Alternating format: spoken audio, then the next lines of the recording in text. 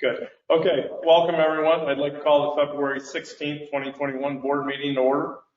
This meeting of the Sugar Grove Village Board will be held as outlined in Public Act 101-0640, which waives the Open Meetings Act requirement that a physical quorum of elected officials be present to hold a public meeting in the event of a public health disaster declaration and a determination by the village president.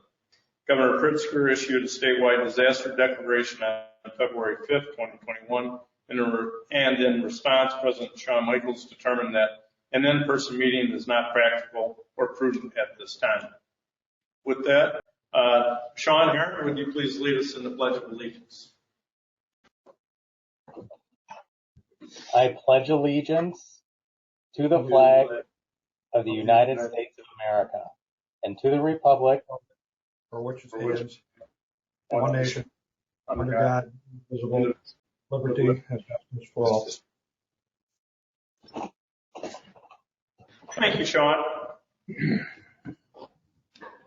Roll call, please, Allison.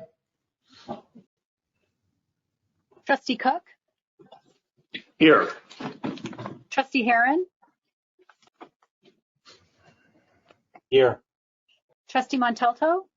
Here. Trustee Conan? Here. Trustee Lundy? Here. Trustee Walter? Here. And President Michaels? Here. Okay, thank you all for attending. I have no one here at Village Hall in attendance. And I have 2 emails that were sent that I can read. okay. All right. We have no public hearings, appointments and presentations. Like to recognize Matt and the Finance Department for the Distinguished Budget Award. I think this is the 15th year that we've received this. Matt, it's a compliment to you and your staff for presenting policy documents, financial plan, operations guide, and communication advice. So continually, you guys have done a good job and put things on the web page and kept not only us, but our residents informed. So thank you very much. Please pass on our appreciation to your staff. Oh, well, thank you. Okay. Public comments on items scheduled for action under tonight's consent agenda. We have approval of the minutes, approval of the vouchers, treasurer's report, resolution authorizing work on IDOT right-of-way. Under general business, we have approval of the boardroom audio improvements. Under general discussion, we have the boardroom video improvements, lobbyists, Nextel update, swimming pool cover and fence regulations, budget workshop, and then no airport report. Any public comments on any items for that? I don't know if anybody's dialed in addition to. So there's only one person signed in if they want to raise their hands. Otherwise, I can go ahead and read the 2 emails. Okay. And I don't see them raising their hand. So okay. Would you like me to move ahead with the, okay. The first is from Millie Molitar regarding the approval of audio equipment, microphones, speakers, etc., in the amount of approximately $26,000. Has this been sent out for competitive bids? $26,000 seems very expensive and financially irresponsible to spend taxpayer dollars without getting competitive bids. Regarding the approximately $50,000 for video equipment, my thoughts are the same as above with one additional comment. What exactly do we need video equipment for to justify this expense? Spending taxpayer dollars to the tune of $76,000 unbudgeted dollars is reckless and financially irresponsible. To even consider doing so without competitive bids is even worse. Improve the meeting minutes with a $20 recorder from Amazon and you'll be all set. I say that tongue in cheek, but unless you can provide numbers that show a substantial number of residents are listening to meetings live or the recordings, this is money that can be better spent elsewhere, or not, since it isn't even in the budget. Sugar Grove is not big enough to warrant these expenses. As it relates to remote board meetings, you won't be remote forever, or much longer, hopefully. Regarding the hiring of a lobbyist, I understand what doing so can potentially do for Sugar Grove. I'm not completely against it. However, again, are competitive bids being sought? Or are we just considering accepting a contract without competitive bids because of our relationship with Steve Anderson? I like Steve, but again, the financially responsible thing to do is obtain competitive quotes for this service. Please be financially responsible with taxpayer dollars. We work very hard for our money. Thank you, Millie Molitor. The next email is from Judy Childress. Good evening. There is no mention of the boundary agreement with Auburn in tonight's agenda, staff reports, or any other information. The last inclusion in a board meeting was comments from staff that both village presidents and administrators had met. Auburn had provided their preferences, and Village of Sugar Grove staff was reviewing this. This is in the January 19th board meeting minutes. What is the current status of the boundary agreement with Auburn? Best regards, Judy Childress.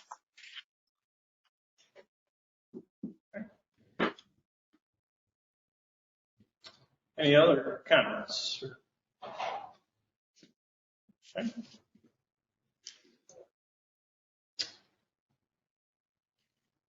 All right. Close that portion of the agenda. May I get a motion to approve the consent agenda? I'll make that motion. Second. I request that we remove the treasurer's report. Okay, I'll amend my motion. I'll amend my second. Okay. Any other requests to remove an item? Okay. Hearing none, roll call, please. Trustee Montalto? Aye. Trustee Heron? Aye. Trustee Walter? Aye. Trustee Lundy? Aye. Trustee Conan? Aye. Trustee Cook? Aye. Okay. Motion carries. May I get a motion to approve the treasurer's report, please? I'll make that motion. Second. Discussion. Matt, I don't know if it's appropriate to talk about it here or under budget, but it seems like the state income tax is, we projected a low figure and it looks like it'll be higher. Is that something that we should be modifying the budget and anticipating what our revenues are going to be, so we have maybe a greater transfer to the road transfer fund or road improvement fund? And under snow and ice control, it was a question for Tony. We have $225,000 budgeted, and just wondering if we'll need to spend that money. So, Matt, if you go ahead. Yeah, I can comment on that. So the numbers you're seeing in the treasurer's report as far as the budget is not the projection number. That is the actual approved budget. The numbers that are presented in tonight's budget workshop are discussing the actual projection budget, projection numbers, which does include increases in the income and use taxes because of the increase in revenue collected. So the number we're showing, we did conservatively budget due to the unknown of the pandemic. The numbers that are within the budget workshop for tonight as projections for the end of the year do include the most recent update of IML for those shared revenues for income tax, use tax, et cetera. So the numbers that are in the treasurer's report are not the projections. They're the actual approved budget. That's why they look a lot different than what the projections will be. Okay. And Tony, on the snow and ice control, we have $225,000 budgeted. I believe we will use that whole amount as of where we are right now because of the current winter. We've depleted our reserves, are currently ordering salt, and we have our allotment on order.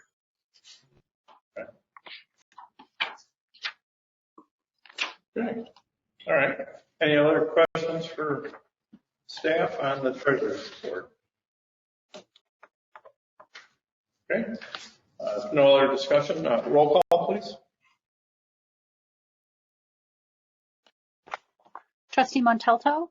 Aye. Trustee Heron? Aye. Trustee Lendy? Aye. Trustee Conan? Aye. Trustee Cook? Aye. Trustee Walter? Okay. May I get a motion to approve the treasurer's report is approved. May I get a motion to approve a resolution approving the boardroom audio improvements? I'll make that motion, and when the time comes, I'd like to make a comment about it.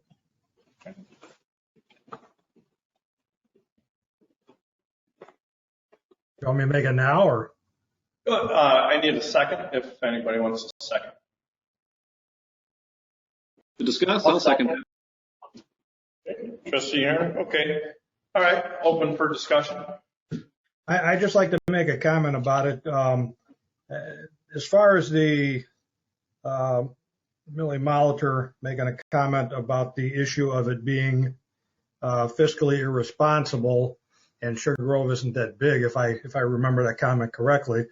The Sugar Grove isn't that small anymore either. I mean, prior to the census, we're right at 10,000 people. We have people routinely complaining that they can't hear us when we're in the boardroom. We have been remote for closing in on a year now, and this is not the only pandemic we may see in our lifetime, the way things are going. I think it's money well spent. I don't think any of us were in favor of jumping into the audio, but I think we're darned if we do and darned if we don't. People complain they can't hear, and if we try and improve it, and we have tried the recorder aspect, did not work. We've tried everything that we thought of that we could do for a less cost. I think $25,000 for a good sound system that will last us years into the future is the prudent thing to do to alleviate all of the hearing issues.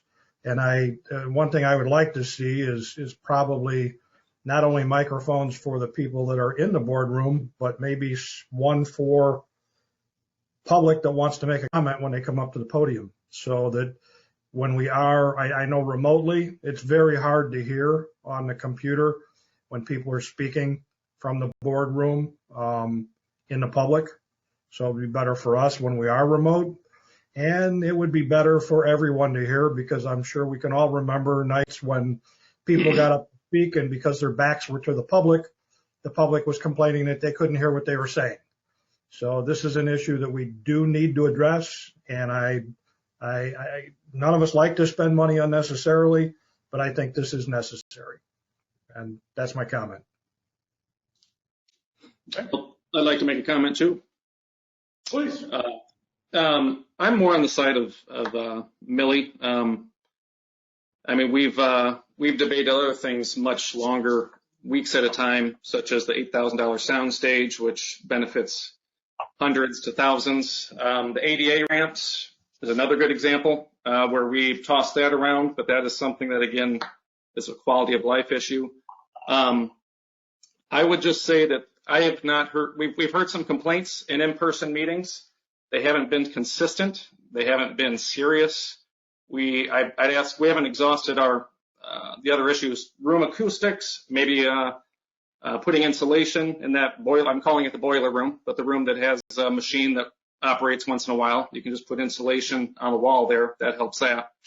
I'm not saying that we don't need a sound system, but I'm sure the sound system that's being proposed is excellent. But I as a guy who analyzes things, and I'm not a techie person, I ran some numbers, I got some quotes, and I just want to share this with everybody so we make an educated decision here.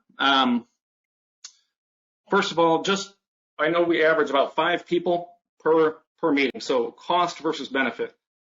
Just on audio alone, that's $5,164 we'll be spending per person that attends our meetings. And if you include the visual, it's $15,207.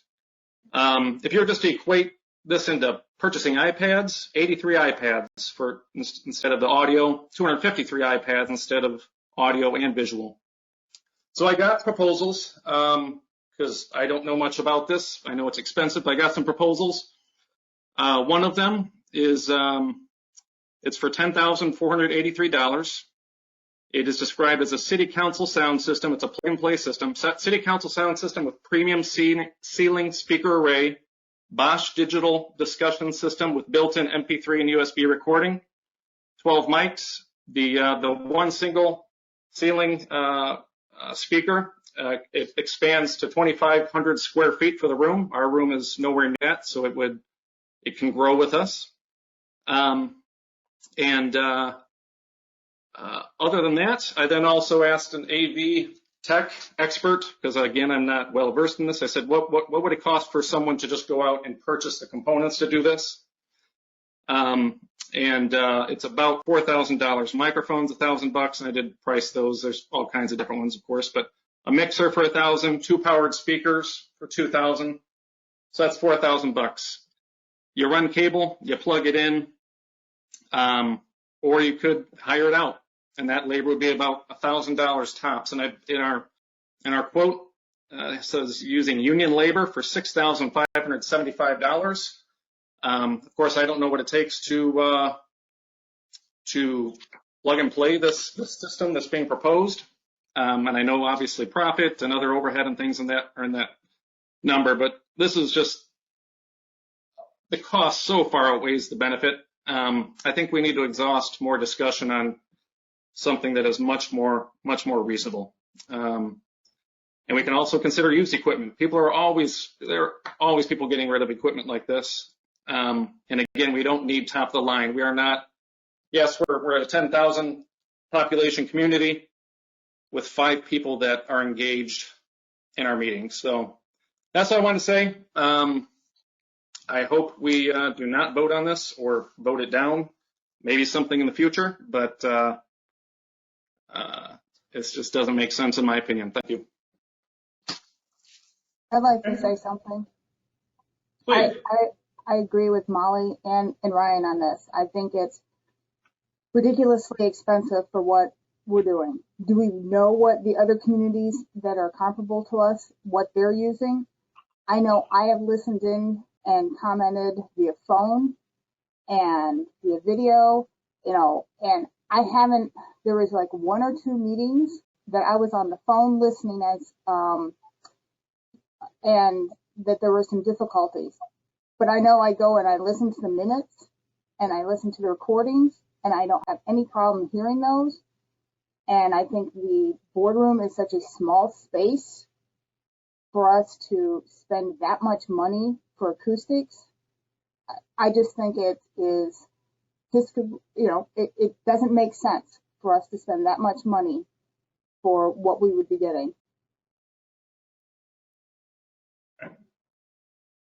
I think in light of the numbers that Ryan brought forward, and whomever he got his quote from, he certainly got it between the last 2 meetings, probably shared the quote that was provided to us, and came up with some numbers. I think in light of that, it's hard to vote for a proposal of $25,000. So I'm still unclear on what we're trying to fix. I know that sounds terrible, but I think we really haven't defined the true problem. Are we fixing when we're in person?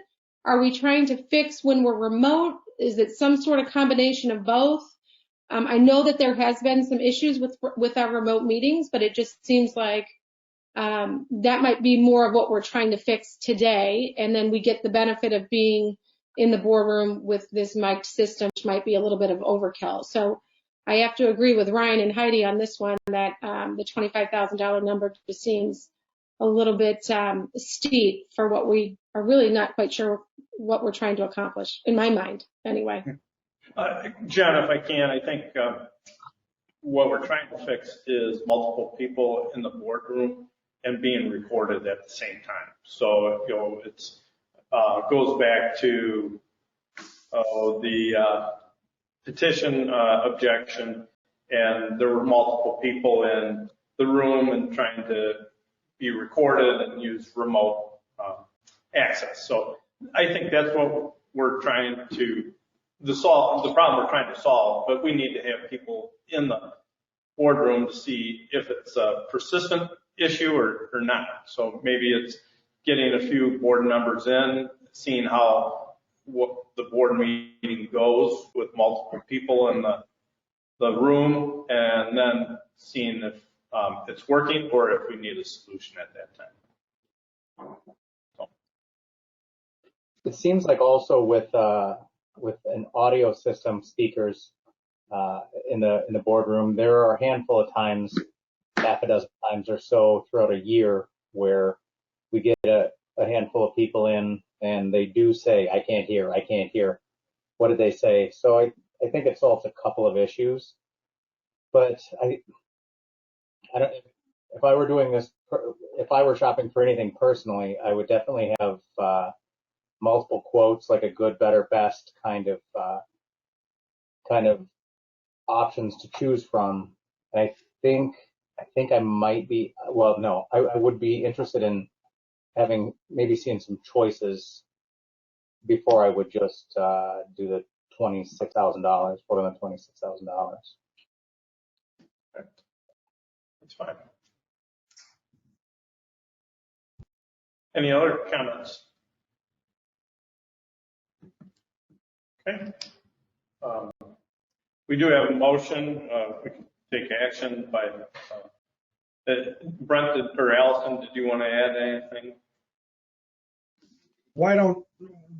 My motion, as far as voting and discussing on it, I see where everyone else is coming from. I still think we need to address the situation. I don't think we can ignore it. If everyone else is more comfortable looking into more systems, I mean, we could direct staff to do that and come back in a couple of weeks and talk about it again before we vote on it. Would be my recommendation. I think it's probably a good idea, because like what we've got now, a laptop in the middle of the room, and then $26,000 is a huge gap there. And I think if we could find a few options in between, I would like to see those options first, because that's a huge gap, of $700,000 laptop to $26,000 like professional system. And while we have Jerry, you're from the company that provides the system? Yeah, I'm one of the designers here. Could we ask Jerry if he's got anything in between that maybe he could recommend? Oh, sure. I mean, look, our goal is to listen to the situations. I respect what Ryan was saying, and everybody else included. Yet in this world of audio, there's a lot more components than just saying the sound system. Okay. I've been doing this for 30 years. We've got probably hundreds of boardrooms, and yours, for the money, you are getting a lot more than many of those boardrooms got from before, having a $35,000 or $40,000 or $60,000 sound system. Yours is a little bit smaller in some cases, but I just want you to know that all the components have a place to where you just turn the system on and everything works beautifully. The sound will be incredible. You'll get no complaints unless your internet fails. The system that Ryan was mentioning, I listened to some of the components. The plug and play, we refer to that as like Fisher Price. You can get that equipment for $10,000 easily. And by all means, install it. By all means, but you'll probably be contacting me within a year or less, or in 2 months, and saying, hey, we're having issues. The system design takes care of feedback. It takes care of echo canceling. It takes care of having your names addressed. It takes care of having the ability to display on your monitors who is speaking or who has a question. There's a lot of benefits, but to cut back, I can certainly put together something for $10,000. I certainly can. I can put something together for probably $6,000. It's just it's just a value for what you're getting. These microphones and the way they operate, they are called mix minus microphones. So the beauty of it is you're talking at your microphone and it has a built-in speaker. The speaker minuses every time you talk, your own speaker cuts out and everybody stays active, every other one. And then the people in the audience hear real well. What that does, the mix minus eliminates feedback. Feedback's a huge issue with multiple microphones. So that component right there, that intelligence or that intellect of the system costs some money. We have a digital signal processor in there for equalizing the room to make it sound as best possible. We have a touch panel control to control your levels. The chairman unit was more expensive because it was a touchscreen unit. You don't have to get the chairman unit. That cuts it back by, I don't know, like $600 or $700 or so. But the chairman unit allows you to make changes to your video screens. So all I'm saying is, if you give me a budget to where you want me to be at, in your mind, again, if it has to be $10,000, I will amend a design to Allison and to disperse to all of you. But I will write the pros and cons to that. Okay. So I don't want to destroy my reputation.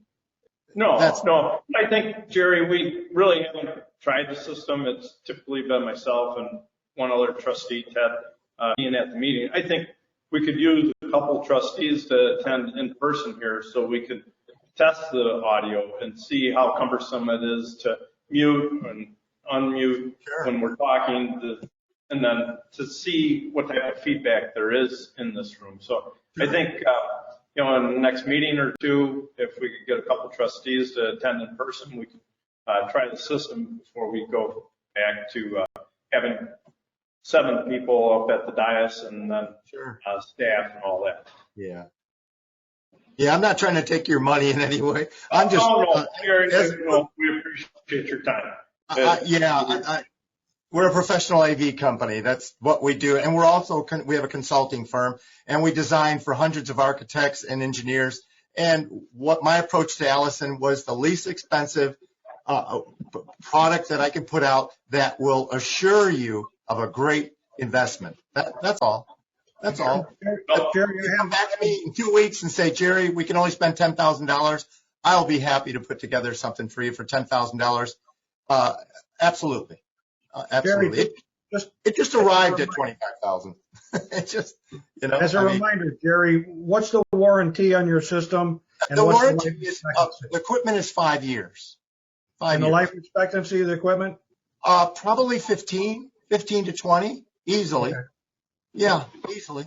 If you look at it over time, it's not that terrible of an investment. But if you want to walk in, I can just tell you in closing, if you want to walk into the room and turn the button on and sit down and everything works wonderfully for you, it is a blessing for you. It just is. In the future when you get back in.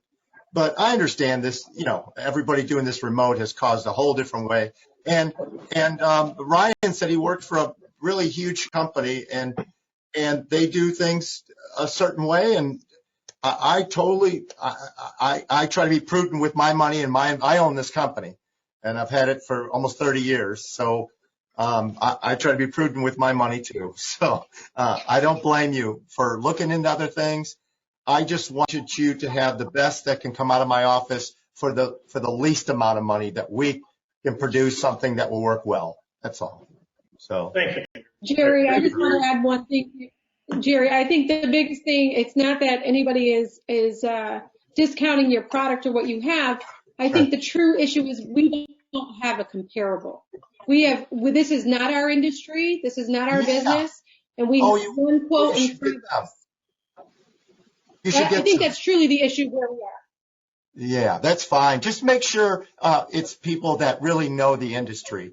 I run into companies like I did today on a competition, and their version of something, it was so simplistic compared, and the end user is the one that suffers, like anything. I try to buy things at a discount all the time or less price, but there's a sacrifice. It just Allison told me your needs. That's all. And what I try to do is turn around a design, and you've got the support of so much intellect in this office. All my employees, everything, we've all been doing this for a lifetime. And we go into so many buildings and design just such as this, and we get great results, and that's what kept us in business. So, it's fine. Please investigate all you want. If you want something a little less than this, that's fine. I just thought we'd put our best foot forward first. Okay. Thank you, Jerry. Yeah. Okay. We have a motion. We need to take a vote since it was on the agenda. So, Allison, roll call, please. Trustee Montalto? Under the circumstances, I'll vote no at this time, but would like to discuss it in the future. Trustee Heron? Same as Trustee Montalto. I'd like to continue conversation, but no at this time. Trustee Lundy? No, but I'm open to listening to other options with prices and further discussion. Trustee Conan? Nay. Trustee Cook? No. And Trustee Walter? Sorry. No. Okay. All right. The motion fails. We won't discuss the boardroom video options. Next on the agenda is lobbying service. Brent? Yeah, the stated in the board report, the primary driver behind this is the desire for a traffic signal at Park and 47. We feel we've hit a dead end going through the quote normal approval process through IDOT, since Route 47 is a IDOT controlled road, both from the permitting process as well as funding for it. And our most recent effort was trying to work through the governor's office. That was not successful. The basic response we got was essentially the governor's office reached out to IDOT and then just repeated back the response that we had received from IDOT. So we feel at this time that our only realistic opportunity to get approval and funding for that traffic signal would be to utilize the services of a lobbyist. It's something that, at least in my experience, I don't know that Sugar Grove has directly done, at least while I've been here. Certainly, Metro West uses a lobbyist and other groups we've been affiliated with, and they can be effective. And so we wanted to bring that idea forward, and then we did, knowing that Steve Anderson is now with a firm that does lobbying efforts, and his knowledge about the village of Sugar Grove in particular, and his background with this particular project. We reached out to Steve to talk to him about giving us a proposal to provide these types of services, which he happily responded. And then we expanded the original concept from just that traffic signal to also, essentially be a more, if you will, all-encompassing lobbyist proposal for the balance of this legislative session, to include not only that project, but potentially a couple of grant applications we have in at the state level, as well as if there's anything else that comes up, monitoring legislation, advocating the village's position on any legislation, if desired, essentially helping us build relationships with people in Springfield. And then, one thing, depending upon where the community drive intersection, not sure where the new property owner is with their engineer, but depending on the timing of that, if that goes before IDOT, this type of an agreement would include lobbying on our behalf for that effort as well. So that's what we've done to date. Steve's here tonight certainly to explain what his role can be on behalf of the village and answer any questions. I think the fundamental question is, does the village want to hire a lobbyist? And then if the answer then is yes, then what services do we want that to include? and then, is this the firm that we want to go with? So with that, I don't know, Sean, if there's more, if you wanted Steve to do an overall. Yeah, sure. Hey, Steve, it's good to see you. Good to see you. Can everybody hear me? Yes, I can. Good. Well, it's nice to be back, even just for a visit. I was thrilled when Brent reached out to me about this possibility. I'm obviously excited to have the opportunity to serve the village in a different capacity, but still serve the village that I grew up with. You were basically my first client as a young lawyer, so it's exciting to still be a part and watch the growth. I would suggest a couple of things.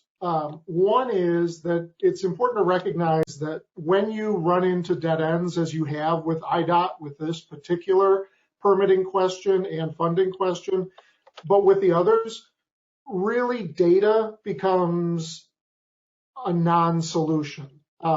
There's a political overtone to a lot of things that IDOT does, unfortunately. Actually, I'm working with others on legislation to make their process much more transparent, which would result in a better result for you, but that's a little longer term.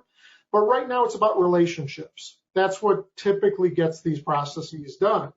And there are two aspects, or relationship is one aspect of it. The other is credibility. And I like to think that my work flows both ways. Where the Village of Sugar Grove in particular is concerned, I made a promise to myself when I became a lobbyist that the way I would operate is that I will only represent clients that I would be proud to say are my clients. In other words, when I walk into a representative or a senator's office, I want to be able to say, hello, my name's Steve, and I represent the Village of Sugar Grove, by way of example. I always want to be able to be proud in doing that. That's not just about me, that's about them too. Because right now, I have an excellent relationship with those senators, those representatives, even the people that right now I'm not allowed to talk to in the executive branch. I have a one-year revolving door ban with those folks. But I have relationships that I've built over years, and I'm proud of them.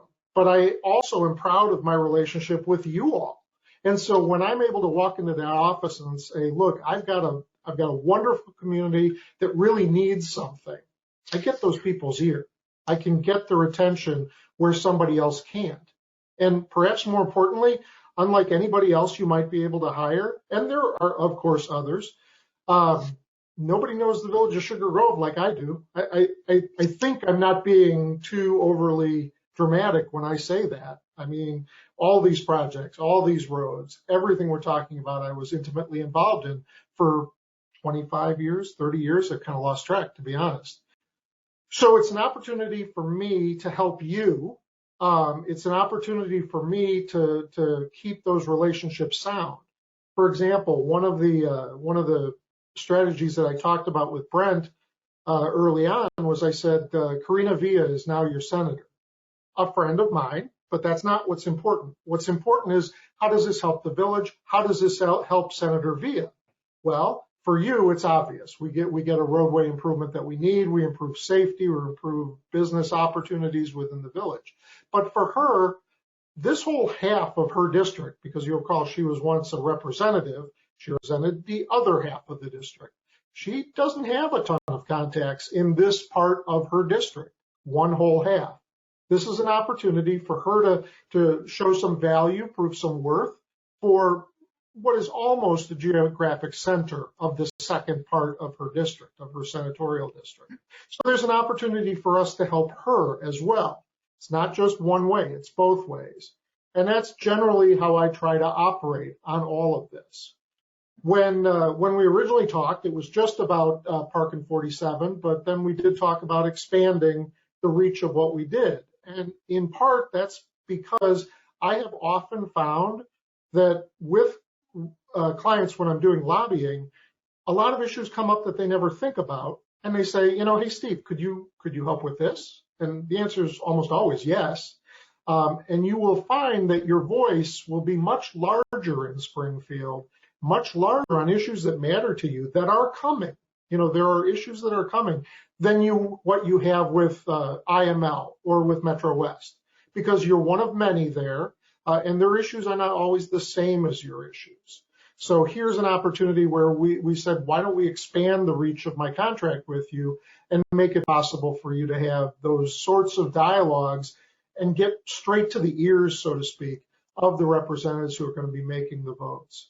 So for me, it really feels like a wonderful opportunity to be able to serve a community that I truly love. And for you, I hope that I can make some deliverables that you believe are of value. And then the last thing I'll say, other than answering any questions you might have, is I appreciated Millie's voice of support. She said that she liked me, so right back at you, Millie, if she's listening. But as far as bidding this out, so to speak, there is no process for doing that with lobbyists. But what I can tell you is the going rate for lobbyists for this type of work is about $5,000 a month for a contract that lasts a year. So that's a $60,000 contract is typical. What I have agreed with you all because of my relationship with you is the contract is only for the period between now and the end of session, which is the busy time. Usually, if that's the case, the contract price per month goes up, not down. I've actually gone down on your contract price. And should any of our ideas begin but not fully mature, I'm willing to work for the same price, no ups, no extras, through the end of the calendar year. So I think it would be difficult for you to find another lobbyist who would be willing to agree to those terms.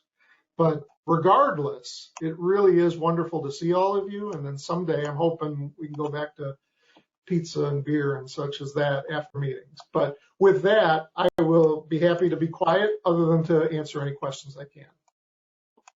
Okay, open it up for discussion. Steve, could you address the fact that you're not able to meet with legislators for a year because of your tenure? Yeah, so before I just left the governor's administration, I was a human rights commissioner for the last 18 months. And unlike the legislature, which has no revolving door policy, so people can leave the legislature and become lobbyists like one day later, the rule with the governor's administration is you have to wait a year. So right now I'm prohibited from speaking lobbying. I mean, I could say hello, but I'm prohibited from lobbying the executive branch, which includes IDOT, by the way. But we have a system where we can work within that. And that is that I have a strategic alliance with another group called Necritz Andor, a different lobbying firm. Elaine Necritz was one of my colleagues in the House when we did the work that we did. And so she has her own lobbying firm. And so where issues would come up where we would need to lobby directly the administration, we would work with them. And they already know about this. You know, this is not a surprise to anybody. I have an agreement with them so that I don't violate what I think are very good ethical rules, but you still get the service you deserve. And it's within the same price. In other words, paying extra for that. That's included within the quoted amount. So that's how that works. The other thing I would point out is this is not going to get done through the administration. This is going to get done through the legislative branch. One of the unique aspects of IDOT is that they actually take into account the wishes and opinions of legislators. The executive branch will largely back itself. So if IDOT doesn't really want this project, the governor's office is not going to intervene on that. On the other hand, the legislators, in particular your legislators, are very much willing to because they have to work their district. They have to address the concerns of their constituents. And so that's why this is, as much as it might not seem that way when someone looks at it initially, this is actually more of a legislative-driven issue than it is an executive branch issue. Okay. Does that answer the question, Sean? Yep, yeah. And what about, is the legislator going to convene the spring session, or are they doing things remotely? I haven't heard what their agenda is. Yes, we're actually in it right now. I'm working every day, talking to legislators, talking to different advocacy groups every day. Committees have been approved to be voting remotely. So committee function, which is the early part of the session, which is now through, say, maybe April, beginning of April, those committee hearings are happening remotely now. The actual votes that have to happen in the House will happen, but those will happen in person down in Springfield. And now the entire legislature has been approved for the COVID-19 vaccine. So they've all been getting their shots. So they will be able to meet safely, as will staff down there. So yeah, there is very much going to be a very real and lively session. Speaker Welch, the new Speaker of the House, who is a personal friend, we have a great relationship, has made it clear that we are open for business. So that's his quote, we are open for business. So there's a very real legislative session that's going to happen, and there's a lot of pent-up demand because we basically didn't have one for an entire year. Okay. All right, other questions for either Steve or staff? I've got a question for Steve, because he knows this a little bit better. I was just wondering, I don't think we've tried as a village to have a really hard letter writing campaign or phone call campaign to our legislators for some of these items. And since it sounds like it's the legislators that are going to make a difference with IDOT and such, do you think having a big push on that would be worth it? I'm kind of a penny pincher, and if I can find a way to do it for free, I will try to do it for free first. So if, I've got a couple of Girl Scouts would love to, try to help with a letter writing campaign, So I'm just trying to see, would that have any impact, since I would think getting letters or something like that from individual voters might have a significant impact on the legislators as opposed to a lobbyist. I don't know. So the answer is yes. Constituent action always matters. It absolutely does. The question is, will it be enough? You have to remember that the district she represents is 210,000 people. So it is a little tough to get that kind of notice on a very provincial issue. In other words, it's hyper located. It's not an issue that's broad to the entire district or the entire state. It's to one particular community. I would say my gut would be that those sorts of things, like I would actually love that in context of what I would be doing. I'd like to add that to the efforts that we put forth. But I think that by itself my guess would be probably not. I can't say no, but my guess would be probably not. Does that answer the question? It does. I wasn't sure. And either way, I would like to do that, because I'm a big proponent, especially of that light on 47 and Park. Sure. Jeff?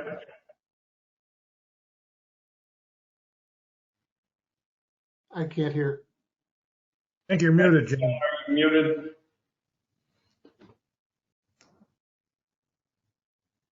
All right, take two. There. Can you hear me? Yes. Yeah. Okay. I just wanted to say, I think that we have tried things. I think we've written letters or emails, and sometimes you have to take a chance. And it seems like what Steve is proposing is short dollars to the village on an opportunity to try to get some of our projects done that between, Michelle and Tony, projects they aren't getting done. And so if we're at a point of we're not getting it, we have no shot, or we take this $12,000 investment and hope that Steve can get it done for us, I still think we write the letters, and maybe there's petitions that could be signed in our community that could be used. But I think we just said no to something else for $25,000, but in light of this and it being multiple projects, not just one, I think we should give it a whirl. And I think what I'm thinking at this point, after what Jen just said, kind of jumped in my head, is that we did vote down a $25,000 sound system for the village, but I would like to see us vote in a $12,000 sound system for the state. And I really think that we couldn't pick a better person than Steve Anderson. He knows the history of the village from the get-go, and we know he's an honorable guy, and he will do everything he can for us. There's no question that he's the guy to do it if we're going to pick anybody. Thank you, Rick. That's my quarter in the mix. Thank you, sir. Any other comments? I think it would be wise if we just had reached out to another consultant, got a bid as to what their services would do, so we could prove to the residents that the fees that Steve is charging is a good fee. I think the fact that we don't have to re-educate people is going to save a lot of time and energy. So I don't know how long it would take to obtain a quick quote from another consulting firm, but it would seem like it would be relatively short order, and we could move on this quickly. And I guess the question for Laura, since she's our current village attorney, is where does this fall under the, like the Professional Selection Services Selection Act? Is this something that the village can, quote, competitively bid, or would this fall into you pick the qualified person, negotiate? If you can't work it out, then you move on to the next person, like the same thing we have to do with engineers and other professional services. So maybe I should change it. We should get a request for qualifications from someone, because our view is different than I guess, Laura, does this fall under that process? Yeah, typically somebody that would require a certain degree of skill and expertise would be different than, a request for just a straight out bid, as you would for something else. So yes, it would be appropriate to get the qualifications, but you wouldn't, and again, we're kind of using the term quote and bid simultaneously, and those are two separate processes as well. So I think you are looking for a qualification and a cost proposal. Yeah, and I don't know, maybe I'm wrong on this one, but my understanding, like if we were to go out for engineer, that we would do an RFQ, we'd issue we don't have to, but if we went that route, we would issue a formal RFQ, give a period of time for firms to respond, go through the qualifications, select who we believe is the most selected, and during that process, we don't get to ask them what they charge at all. And then once we decide who we think is the best, then we get to ask them what they would charge, and we can negotiate with them. And if we can't work it out, then we go to number 2 on the list. If we don't like number 2, we can't go back to number 1. We then go to say number 3, and then if we can't work it out with them, we start over. And that's my understanding of the engineering process, for example. And correct me if I'm wrong on that process, but if that is correct, would it be the same process on this? That is a statutory process for certain types of professions. I don't believe that this would fall under that. You would not be required to follow that process. But of course, you certainly can get cost proposals. Okay. And this is not something where you would be required, like with a bid, to take the lowest, responsive bid by any means, because there is the degree of, professional services and skills required. So we could, just to rephrase, we could reach out to a couple other, or however many other firms, explain what we're trying to do, and ask them for a proposal, including a cost? Correct. Okay. Okay. Any other discussion on this item?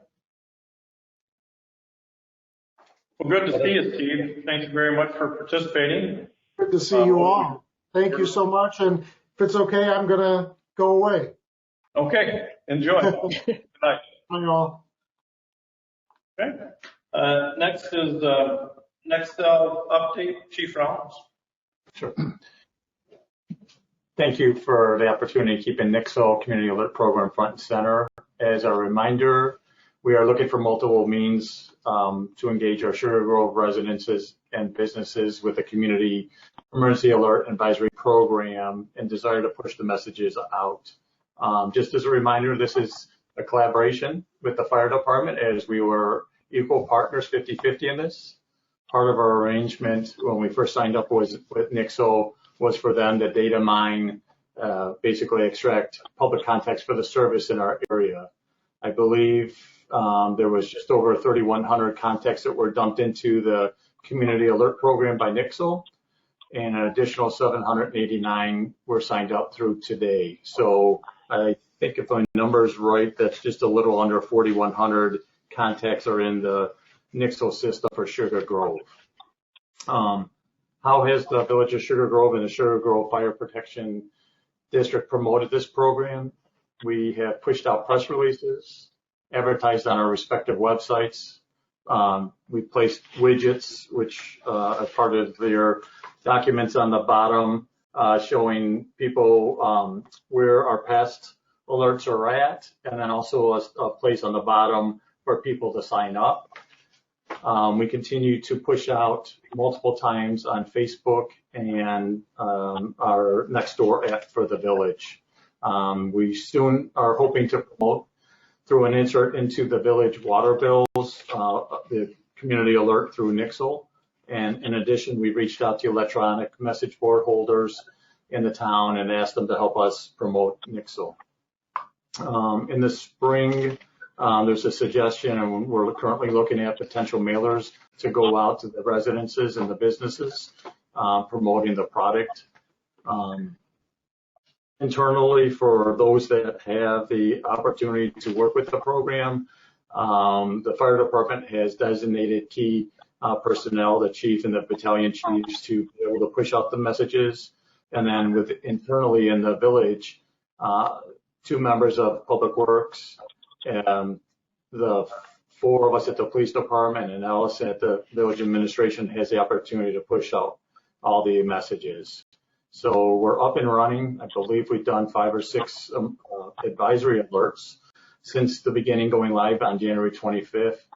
And we've gotten some questions, and I just wanted to clarify a couple things. If you signed up for Nixle and you put in your email address and cell phone or home phone, these alerts that we've pushed out for the weather or road closed areas, if you're signed up with both an email and text message or home phone, these messages have only been sent to your email addresses. So you'll get an email for community alerts.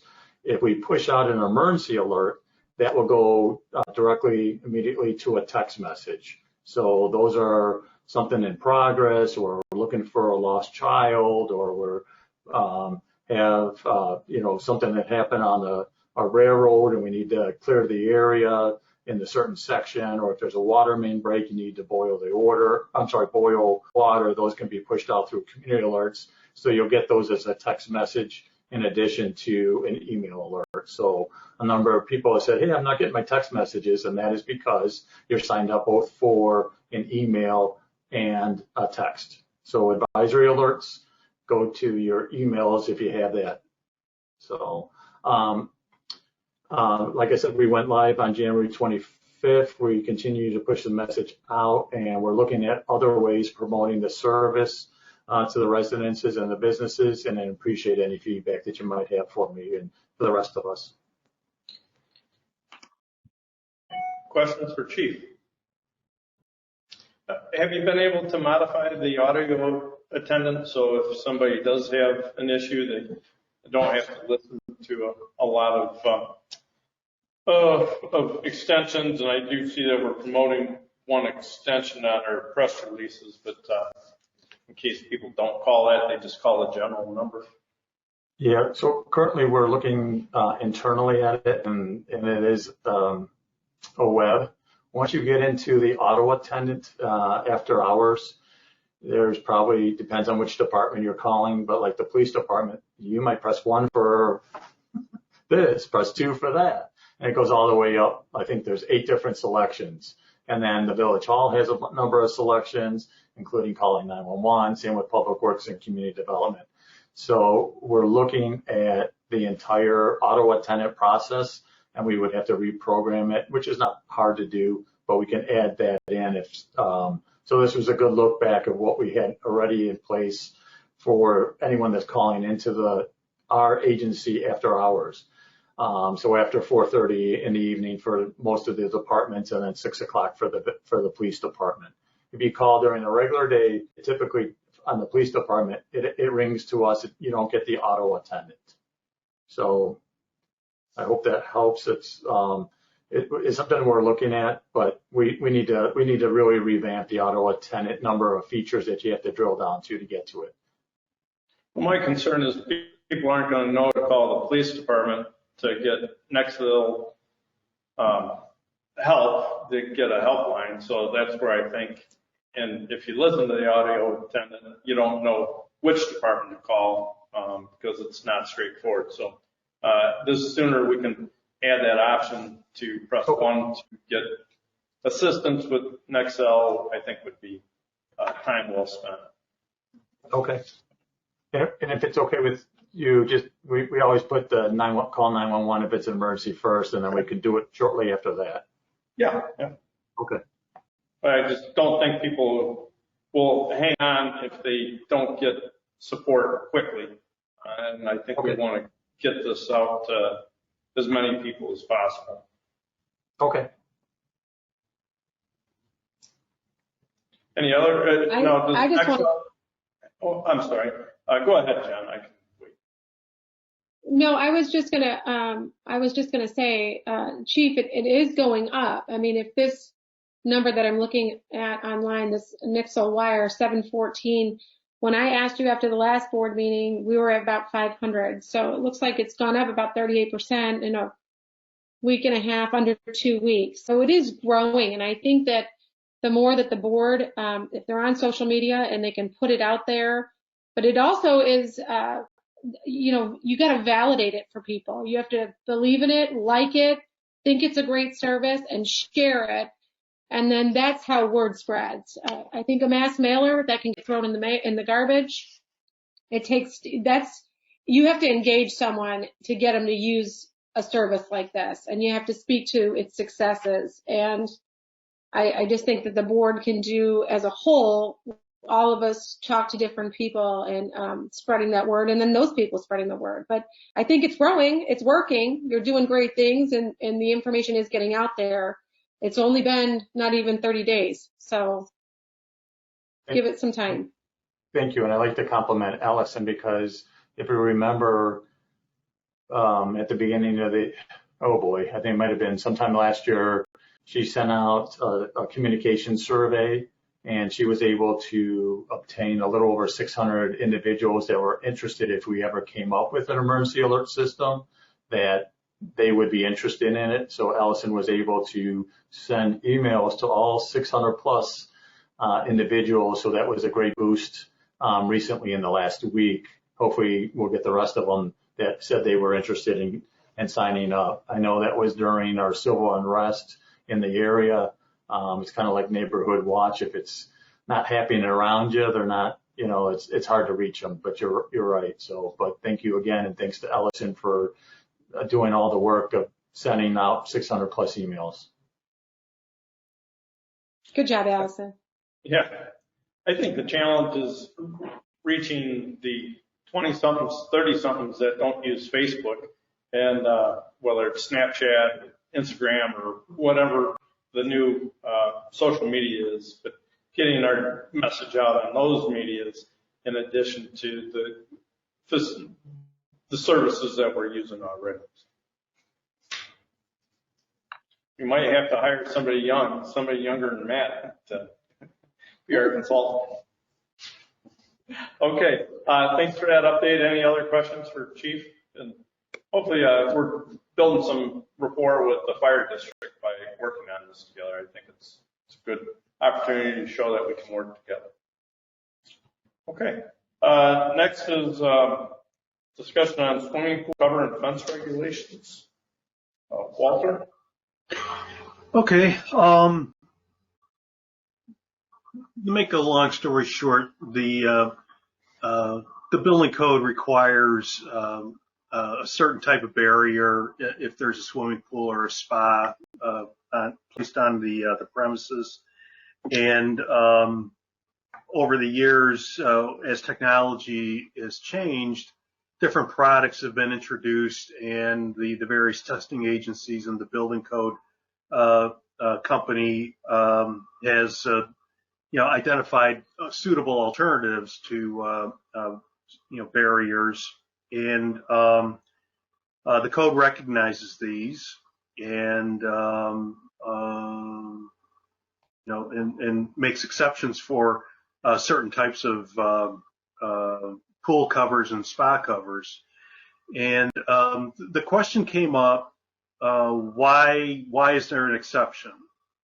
And the simple answer is there's an exception because technology is improved to the point where mechanical covers can be placed on in-ground swimming pools, and there's other covers that can be placed on freestanding spas that people choose to place in their yards. And the testing agencies and the U.S. Consumer Products Commission and others have determined that these are suitable barriers. And because the code recognizes it, that's what we've been enforcing. We look, over the past few years, we issue, so far this year we've issued 14 swimming pool and spa permits. Last year we did 11, and the year before that was 15. And in the administration of the regulations, and for that matter, even the enforcement of the regulations, we haven't had any issues with residents or contractors with the barrier requirements. Where we do get some friction is when people attach decks to swimming pools, because that creates a whole nother set of issues from the regulatory side. And by and large, our staff can explain what the requirements are, what the options are to the contractor or the homeowner. And, and the homeowner makes a decision whether or not they're going to comply with the requirements or they're going to put up a fence, because people have different needs. Some people have no problem paying the money to put up a fence. Others don't want to pay for a fence or don't want the look of a fence, but they'll pay for the other options to provide the security of the pool or the spa. So in the administration and the enforcement of the regulations, we haven't experienced any, I'll say, difficulty in getting compliance. So, that's a long roundabout way to explain why there's an exception. And the village staff, we don't think, we haven't experienced any problems or conflicts in administering the regulations, and we don't think anything's broke, so we don't need to fix it. Okay. Questions for Walter?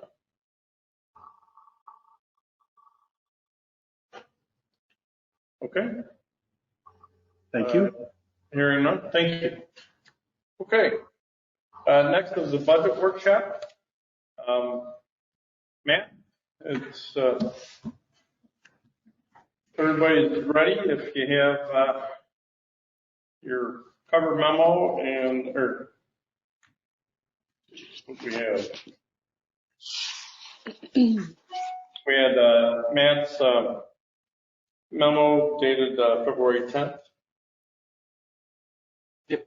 So we can start with that.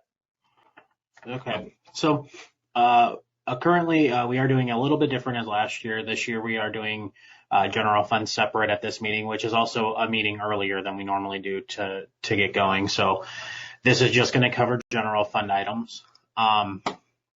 Throughout this process, we did, again, have not many large items that were for the general fund budget. Some of the proposed budget includes the expected normal increases over prior year with salaries, medical insurance, police pension fund contributions, and some building repairs. The main focus on revenue projections were just some anticipated effects of COVID-19, as well as the reduction in revenue from telecommunications and natural gas utility. So the latest IML estimates were released in February of 21. Although initially we did have a worry about an income tax reduction for the per capita basis due to COVID with unemployment and those benefits running out, as well as the stimulus packages. With the passage of the new stimulus package for December that was approved in December, they are anticipating actually an increase in the income tax due to that. So the new per capita amount went up about 3% for municipal fiscal year 22, rather than a decrease. The state also did eliminate the 5% discount that they enacted for the fiscal year. So that is why you see an increase not only in the projected for fiscal year 21, but also for the budget of fiscal year 22.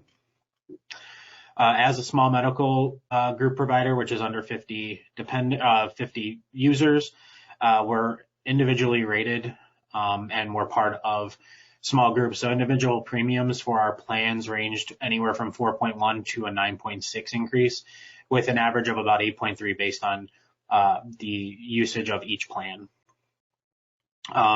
We did adjust employee contributions based on those types of plans, based on which premiums went higher or lower, and also to incentivize employees to move to maybe some less expensive premium plans. We did offer an opt-out program again for the employees, which was also approved last year as well. So it gives a per paycheck incentive if they were able to get insurance elsewhere outside of the exchange. To kind of get into general fund items, in fiscal year 21-22, for our general fund, we initially had presented a deficit over about $199,000. What is presented to you currently is a surplus of $58,000 and some change. There was limited expenditures. There were updated LGD revenue numbers from the Municipal League, and then some just adjustments in expenses and possible per capita due to the census. So what is presented currently is another planned 1-year reduction of the 50% of equipment replacement transfers. This has been actually presented the last 3 years, and each year we have been able to, up at the projection time of 6 months, be able to fully fund those. So at this time, everything is still fully funded. ACE hardware sales tax rebate is expected to end this year, so that does drop off for next year. 2020 census population data. As of this memo, it was announced by the U.S. Census Bureau that their numbers would be certified on April 30th of 21. Because we had the uncertainty of when the state of Illinois will use those numbers, we only projected a 6-month use of the new population numbers in the budget. Since then, actually about 20 minutes before the meeting today, they came out and said, actually, it's now delayed even further. The certification is not going to be until September 30th of 2021. So there will be an adjustment needed for the current revenues. We're anticipating taking that from 6 months of new numbers to 3 months. So in total, that reduction is about $35,000. So we still will provide a surplus for the year, but we will have to reduce those numbers because of the delay in the census. Police pension contribution for the fiscal year actually increased about over $60,000 again for the fiscal year to a total contribution of $623,000. If you can remember, about 3 years ago, we were only contributing about $401,000. And also, as I'm going through, if there are any questions, feel free to interrupt so I don't get too far ahead. Just maybe for point of reference, Matt did some projections on a cover memo, and once we do get the updated census, and if our population goes up by 891 additional residents, that'll amount to $174,000 in additional per capita income each year. So it's a significant amount. Yes, and also I will kind of jump back and forth. I know I sent out the question and answer based on questions that I had received as of this morning or this afternoon. So yes, right now the number used for the per capita from CMAP, which is how CARES Act funding was derived, has us going from 8,997 to roughly 9,888. Now that's CMAP, that is not the census. So again, estimated numbers, but based on those numbers, it would be an additional $174,000 on that, and that is going to be split between 5 separate LGDF revenues. So income tax, use tax, the cannabis tax, and then the 2 MFTs, MFT and transportation renewal. So then to kind of get back into the memo, we do believe that, again, if there's any surplus, we should be going directly to equipment replacement transfers just to keep that at 100%. Village staffing levels are remaining the same as far as full-time equivalents. So to get into, well, before we get into the projections for fiscal 2021, are there any further questions regarding any of that before I get into it? Okay, I'll jump in. So right now, this does include all the CARES Act funding. So fiscal year 2021, we are projecting to finish with a surplus of about $435,000 versus the budgeted deficit of $53,604. Revenues are obviously going to be higher due to the CARES Act funding, but expenditures are actually supposed to be above budget, but there are items in here that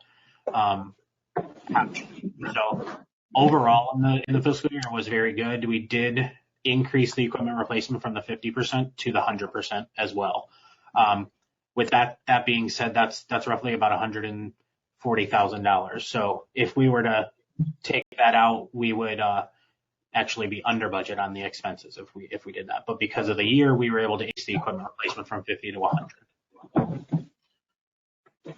I think it's important to point out that at the bottom, we're looking at the fund summary by department, where there's a general fund reserve and Matt has 42.6%. That equates out to about $975,000 surplus over our reserve requirement of 25%. So the village has really got a good surplus going. Thanks, man. Yep. So going into, we did have staff projections of 15 residential and 1 commercial. As of February, we still have 10 and no commercial. And we do expect to hit the residential. The commercial we do not expect to hit right now. This might be a question for Walter, but when will deep coats permit be issued? Is that going to be this fiscal year, or are they looking at next? We anticipate issuing it this year. Okay. So would that not be our commercial permit then? Yes. Yes. So yeah. Okay. Then yeah, that would be the only one then. So we would hit the 1, and we do expect to hit the 15 residential. So just some revenue differences for the projections. Property taxes were slightly higher. Again, we budget at 99% collection rate of our current tax levy. So that doesn't take into account any back taxes that are being paid by any residents or businesses. So that's why generally they are a little bit higher than what we budget, just due to only budgeting at 99% collection rate of current year levy. Utility tax, telecommunication tax continues to decrease. We just see decreased usage of landlines. And also natural gas decreased. And then that'll kind of go back to the question and answer. There was a question on that. And based on the years and looking at averages now, we do expect that to go up a little bit based on the current projections by about 12,500 for current year and next year. So even though we lost about 35,000 due to the per capita change, we're going to get about 12,500 back due to natural gas increase in the revenue. So barring any changes, the current proposed budget will still have about a $36,000 surplus. That's obviously not taking any account any other changes that will be made. Those are just the 2. So state income tax for the projections did increase about $85,000. Again, that is because there was a 5% reduction in the state and a difference in the change for IML revenue projections based on the stimulus packages. Sales tax rebate for the fiscal year, slightly under budget by $7,000, meaning that we didn't pay out as much. So Graham's sales tax agreement did expire this year. They hit the total amount. And then other agreements were actually moving from different percentage agreement shares. So some are moving from 75% down to 50, where the village would receive more and not have to expend more. Matt, if we may, can we go back to state income tax? Could you please review those projections? I'm looking at the numbers and what we've collected so far this year and the high percentage that we have. I was coming up with $1,035,000 as a potential for this year, for this estimated actual. So I just ask that you review those projected amounts. Okay, I will review those.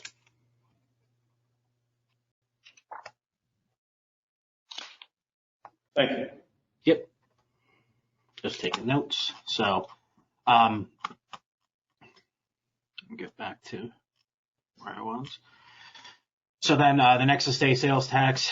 It did increase by about $49,000. We did reduce it for COVID with the unknown of how that was going to go. I will say that we did have obviously decreased in small business revenues, but the grocers did outweigh those due to being open the whole time and being deemed essential. So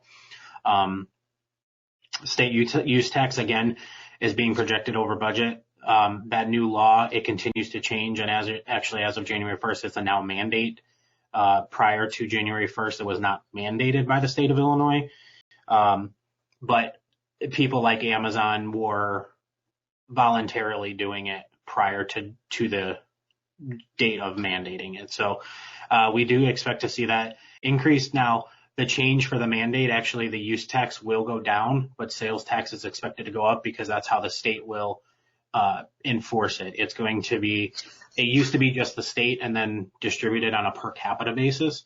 And what it will do for the mandate is have them report sales tax based on delivery, point of delivery. So if Amazon is delivering a bunch to Sugar Grove, our sales tax will go up because they're going to be reporting it directly as sales tax for Sugar Grove, not just the state of Illinois into use tax. So you could see some changes just depending on where people are purchasing and having stuff delivered to. Gaming license is still down as they keep opening and closing. So for this current year, reimbursement is projected to come lower just due to decreased developer expenses, which means the expenses went down as well. Interest income is a decrease of $7,000, and we will probably continue to see some more decreases just with interest rates and meeting with our financial investment team and seeing the decline in interest rates for another year or more. So those are on projections of revenues for the current year. Are there any questions on those or any other revenues? Okay. Now for expenses, I know there's a typo in there. It's not 2019, 2020, it's 2020, 21 for expenditures. Medical insurance, all of the departments were under budget. The insurance renewal came back at 8.3%, but the initial budget included a 10% estimated increase for 2021. IMRF was a little bit higher for projections as the rate came back at 7.89, which it's always unknown when we were budgeting, but it was actually budgeted for 7.75, so a slight increase in overall expenses for IMRF. Again, I mentioned equipment replacement was funded at 100%, not 50%.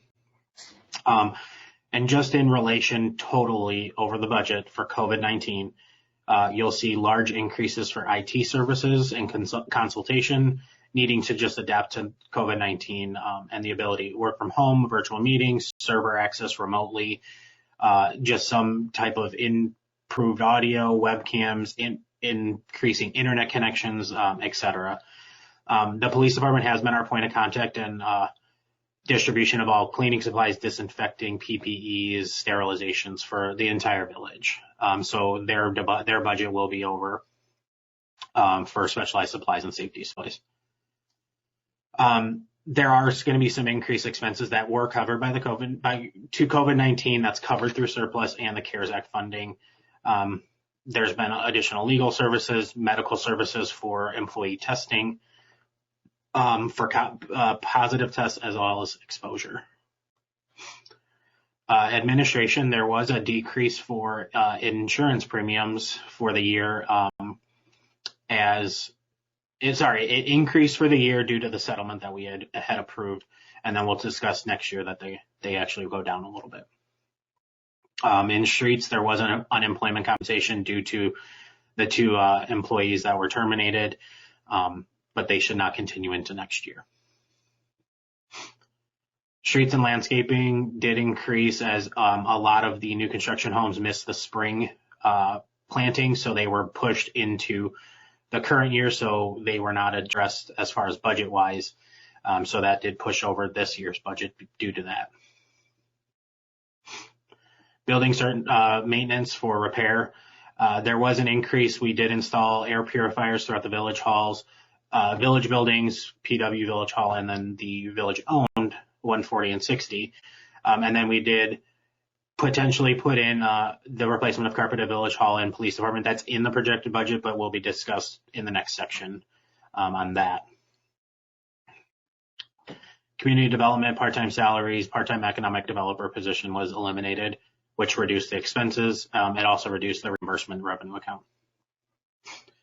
Legal and services for community development also decreased, which would be a direct relation to developer-related expenses. Same for engineering. And then community development for other professional services, it is lower for the projected budget, and this decrease was due to the CMAP comp plan grant. It was not approved in time, so we will not have our portion of the grant, which is $24,000. So that will be moved, and you will see that in the proposed budget. Any questions regarding those items? I just had one quick question. When you're talking about the carpeting, I know they sent photos too. It's been, if memory serves me right, it's probably been close to 10 years since we replaced the carpeting. Does anyone remember? Actually longer. We did a partial replacement. So we replaced it, I believe, in the boardroom, the conference room. It was replaced in my office. I don't remember when I got here, I had a really nice blue carpet. But so those we're not talking about replacing at this time. We're talking about the main area of Village Hall. And I think, basically the entire police side. I don't, with the exception of the, what was the Sally Port that was converted to office space over there. I don't know, Tony, if you remember, I don't recall that we've ever replaced the flooring like in the main area here. I think it's the same carpet we've had for over 20 years. It might be the original. I don't know if Sean, if you remember or not, if it was ever replaced. I don't recall. I thought we had, but I don't recall. Okay, so what I'm remembering then, I'm remembering the carpeting in the boardroom, and there was some other stuff we did, and that's got to be going on 10 years ago. That I can't say for sure, but we did that. We replaced it with the squares. Right, right. The idea being if individual ones have damage, you could pop them out and put a new one in. Yeah. That's the same concept we're thinking about for the carpeting and the rest of the building.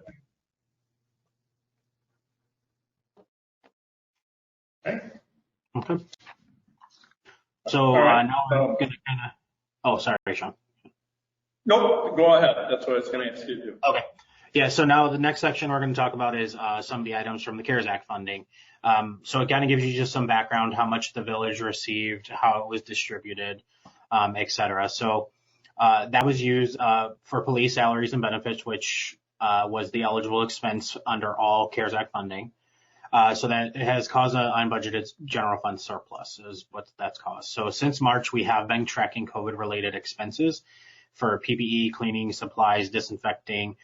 We installed the glass partition at CD, air purifiers, just legal expenses, IT, et cetera. So through February 12th, we've spent a total of about $53,000 in all of those items.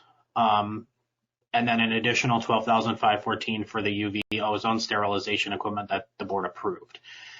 So we do anticipate still, just with some of the medical testing that hasn't been paid, some PPE that we ordered in anticipation of continued use of masks and cleaning supplies is still about a 20 to 25,000. So in total, we're somewhere in about the $90,000 range that we're looking for COVID for PPE and stuff.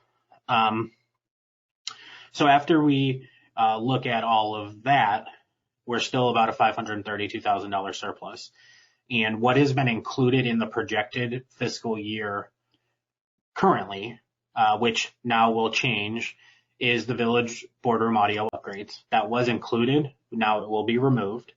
For now, it can be changed or added back in later before we approve the budget in April. So that is included. So that projection number of the 435,000 is including that. It does include the data storage array, which the board approved for the 21,000.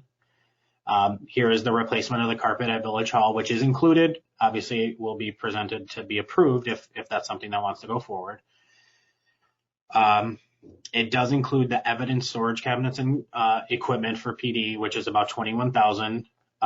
There is an additional memo attached for these items, or there's a description. So those items are included in the projection. So if anything that has not been approved by the board is removed, it will obviously increase our current projection for the surplus for fiscal year 21. So to kind of discuss those, we can discuss those individually if we want to. As far as the specific items, obviously we've discussed the audio upgrades. Data storage array was approved. So we can discuss carpet at Village Hall if that's something we want to have as a presentation or presented to the board for approval. That would be the first item for this current fiscal year. I think somebody had raised some questions with Matt, and somebody had sent in some pictures, or Matt attached some pictures. Was there a follow-up question after seeing the pictures? I do.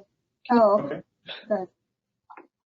No, I'm looking at them. I don't know. Sorry, my computer chimes, but this particular desk, is that in the police department that came through that photograph? Yes. Okay. I'm just wondering, if it's wise to be putting carpet under all these desks with all the salt. That it looks, I can't tell if anything's bubbling, but this certainly looks like salt damage under this chair. And I'm just curious why we're going to replace it with carpet instead of just a vinyl, kind of premium vinyl flooring. So that picture is the police department. It's not the bubbling. Again, the bubbling is technically gone for now because it comes in the summer with humidity. That was when it was really bad. There was about 4 throughout Village Hall on the administration side, directly in the middle of the walkways. So I didn't have pictures of those for the bubbling, but the pictures you have sent and just showed specifically is the police department under a desk in the back room. So I don't know if Brad, I think Brad is on here, but I believe there were some discussion regarding putting down different types of flooring for different parts of the village versus police department. But I don't know if he's on this call. Brad I'm is here. on. Can you hear me? Yeah. Can you hear me? Yes. Yes. We were figuring on putting premium vinyl laminate flooring in there, Jen. The carpet would only be like in the Village Hall and then the front reception area to fleet the PD. Okay. Did you get that? Yo, I see it. I see both numbers on there. I see that you have carpet tiles, like a 2x2 carpet tile, and then the vinyl flooring. So obviously from this, it appears that the carpet is less expensive, but the laminate, I would think we're going to get a longer use life out of. So Right. that's It's a why I mix in asked. both. It's a mix in both locations. There's a mix of carpet in the PD and then a mix of the vinyl laminate, the high traffic stuff, which would be back in the, I'm not sure what they call it, but where all the officers have their desks and radios and stuff. Yeah, that's what we talked about with Chief and with the flooring company. Something much more durable. Okay. Thank you. Okay. You're welcome. Any other questions regarding flooring for Matt or Brad? I thought somebody raised their hand with Jen. I wasn't sure. I had a quick question. Are we getting any kind of competitive bids on the flooring? I think Brad's on. Yes, my intention was to get 3 bids from 3 independent companies. That was just, I was asked to get a budget number. So Okay. we will pursue 3 quotes. Bring it to the board with 3 proposals. Okay, thanks.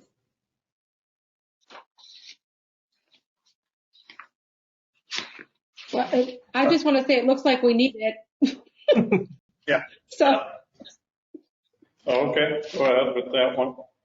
Okay, we'll move forward in getting the extra quotes and bring it to the board for approval.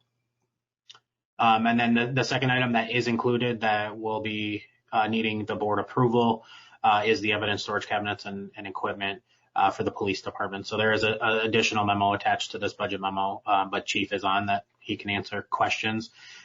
There were questions that were sent out as well as with the question and answer memo too that may answer some of those too. So if there Chief, are questions. do you currently have any of these? Do you have any of this equipment currently, and these would be additional pieces that you need, or are you operating with none of this equipment? We are currently operating with no equipment. Okay. Well, I did a little investigating work, and Rick, there you go. You tell us. But I did I did some calls myself, and it's hard to believe that I can tell you he's operating without it. The filming is a evidence technician process where you put an item to get fingerprints that you can't get with regular dust. It's like a crazy glue type fume, and you need something to have it inside of so it doesn't spread over everything. And the other is a biohazard issue. If you have a piece of bloody clothing or something of that nature, you can't just have it hanging up in a room where anyone can walk in and be exposed to it. There has to be a drying cabinet because you can't bag that stuff until it's dry.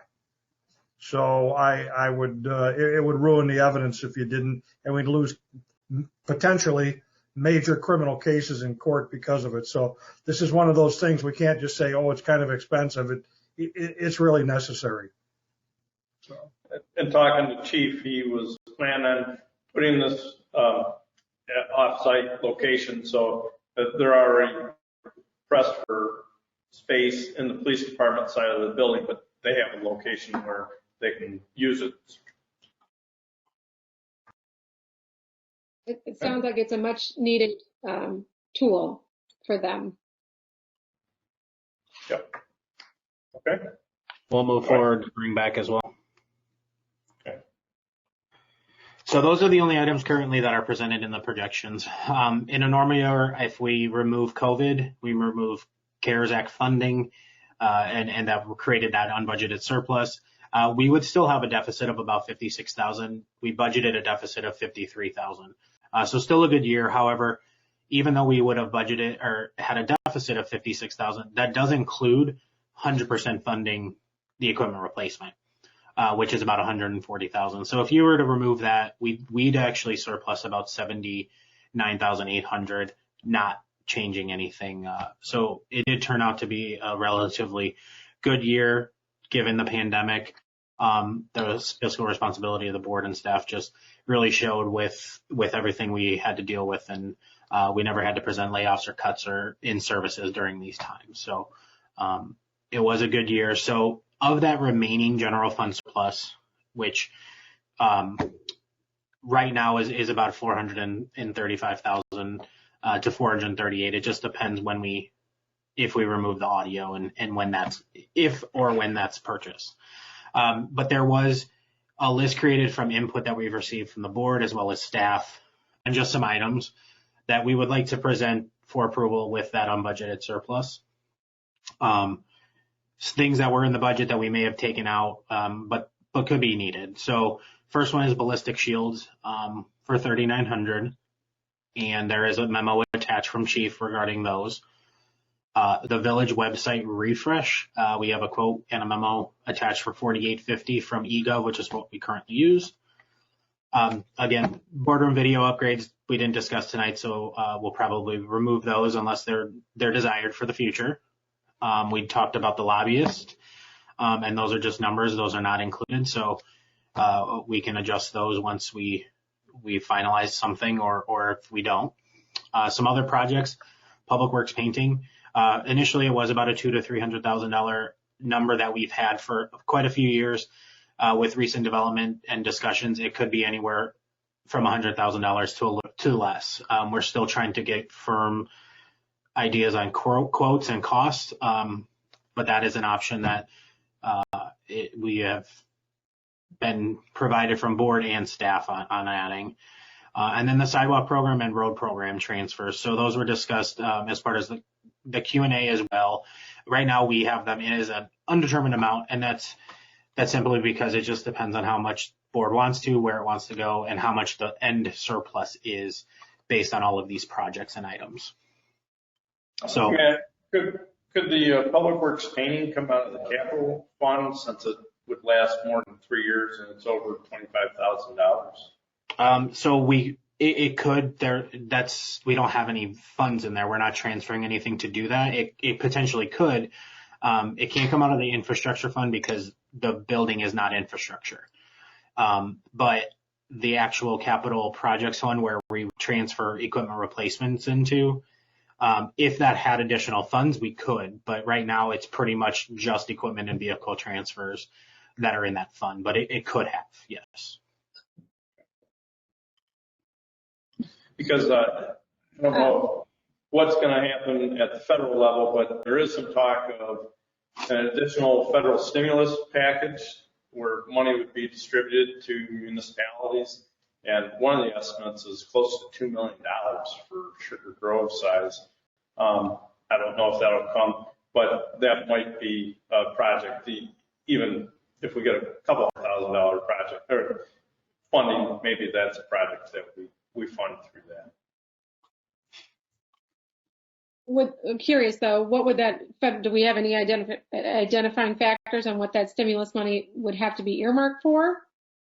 Yes, it's going to be exactly what the CARES Act funding was, plus the addition of lost revenue. So it's got to be for like police salaries. Police salaries again. I mean, it essentially would be treated just like this CARES Act funding, where it's going to replace our funding for the police salary, so it's going to create an unbudgeted surplus again, just like this year did. The addition that they added to this funding or this stimulus package is lost revenue, which was not a eligible expense under the CARES funding. So if you can prove lost revenue from sales taxes or video gaming or anywhere that you have revenues, you can provide that as a reimbursement and eligible expense. Our police salaries are $1 million. Yeah. Can someone tell me when Public Works was built? 2001. 2001. So it's been 20 years since anything has been happening to the outside. I assume it's never been painted. Correct. Tony? And it was one of the first. It seemed like 5 years into it, the paint started to peel off the exterior precast forms. So if you drive up there, you'll see a number of areas where the paint's peeling away. And I think it's bad inside too as well, isn't it? Tony? Yes, the price, the one price that we have is under 100,000, and it's to do the inside and the outside.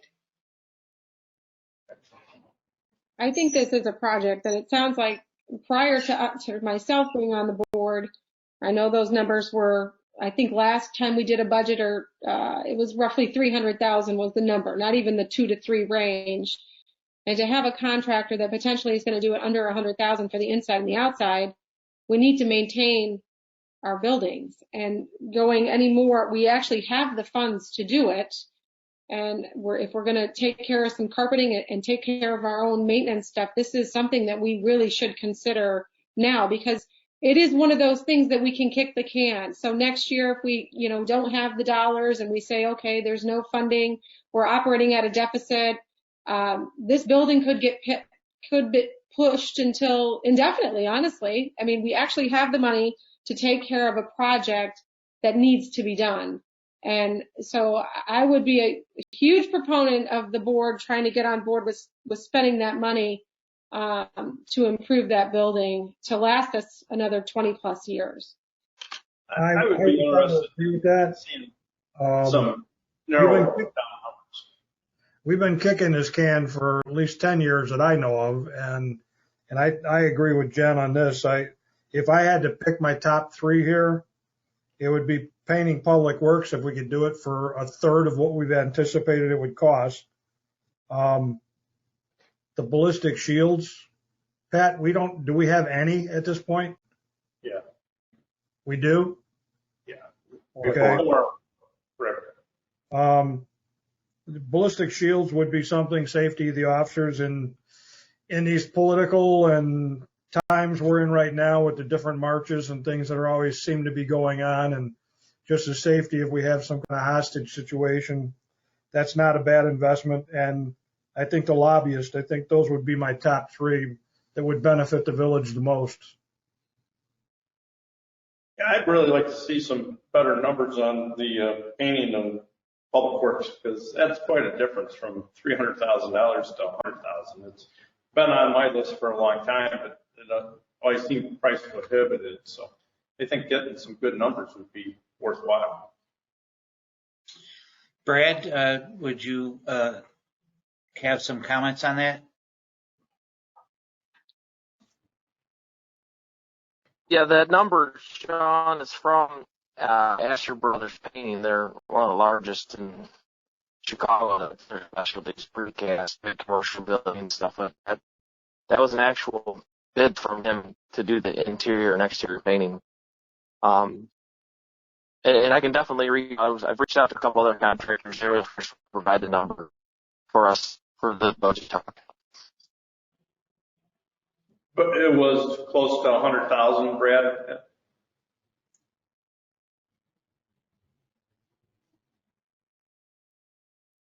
It was under 100, but this particular quote did not include sandblasting, but this while a large vendor didn't believe he needed to sandblast it, we are waiting from a quote and some additional proposals from another vendor to compare.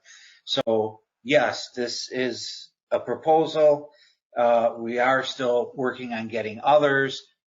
Yes, it is under 100 from a reputable company that's done many of these buildings. So, Brad, are you still with us, or did you fall off? Yeah, I've got connection back. I lost connection somehow. Yes, and Sean, that product is it's a Sherwin-Williams. It's a 10-year warranty on that paint in the project, if you will. Yeah, I don't see a need to sandblast it. It's concrete underneath it. So, but it'd be worthwhile hearing what others say. Matt, was this to be added to this year's budget, or were you looking to fund it next year? So for that item, because I highly doubt they'll get that done currently by April 30th, it would be something that we would take those funds for that project and transfer it to the capital project fund to have set aside. So it's using the surplus to set aside money for this project. And that's kind of what some of these projects are, mainly the bottom three with the painting, the sidewalks, and the road program. It would be something that we would put aside and transfer out to use at a future date. The first four, outside of the video upgrades, are something that we would be able to complete this year if the board was looking to do that.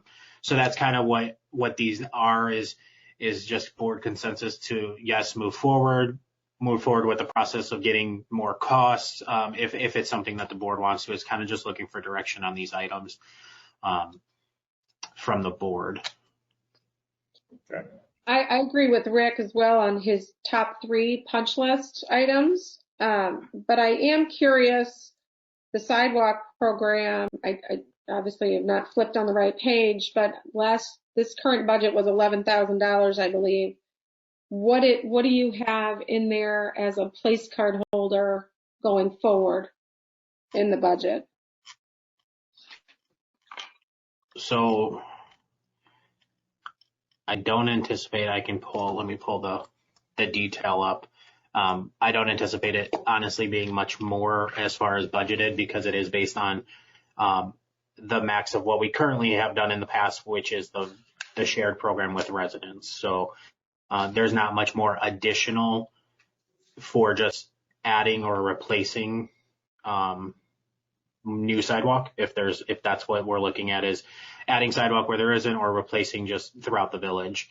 There isn't much additional on that. So the program right now is $10,000 in total for sidewalk, with the sidewalk program with the residents. But Jim, we do go in when we're redoing the roads in neighborhoods. We do go in and fix the sidewalks at that point in time. So there's quite a bit of sidewalk work that gets done. I think we did $50,000 or $60,000 last year. So. Do you fix the actual sidewalk, or are you fixing where the ramps are to the street? No, they're fixing the sidewalks. When they did all the streets in Mallard Point last summer, they walked through and they marked all the curbs that need to be fixed, and they marked all the sidewalks that were, too high or trip hazards, and they dug them out and they poured new slabs. Oh. So it's both.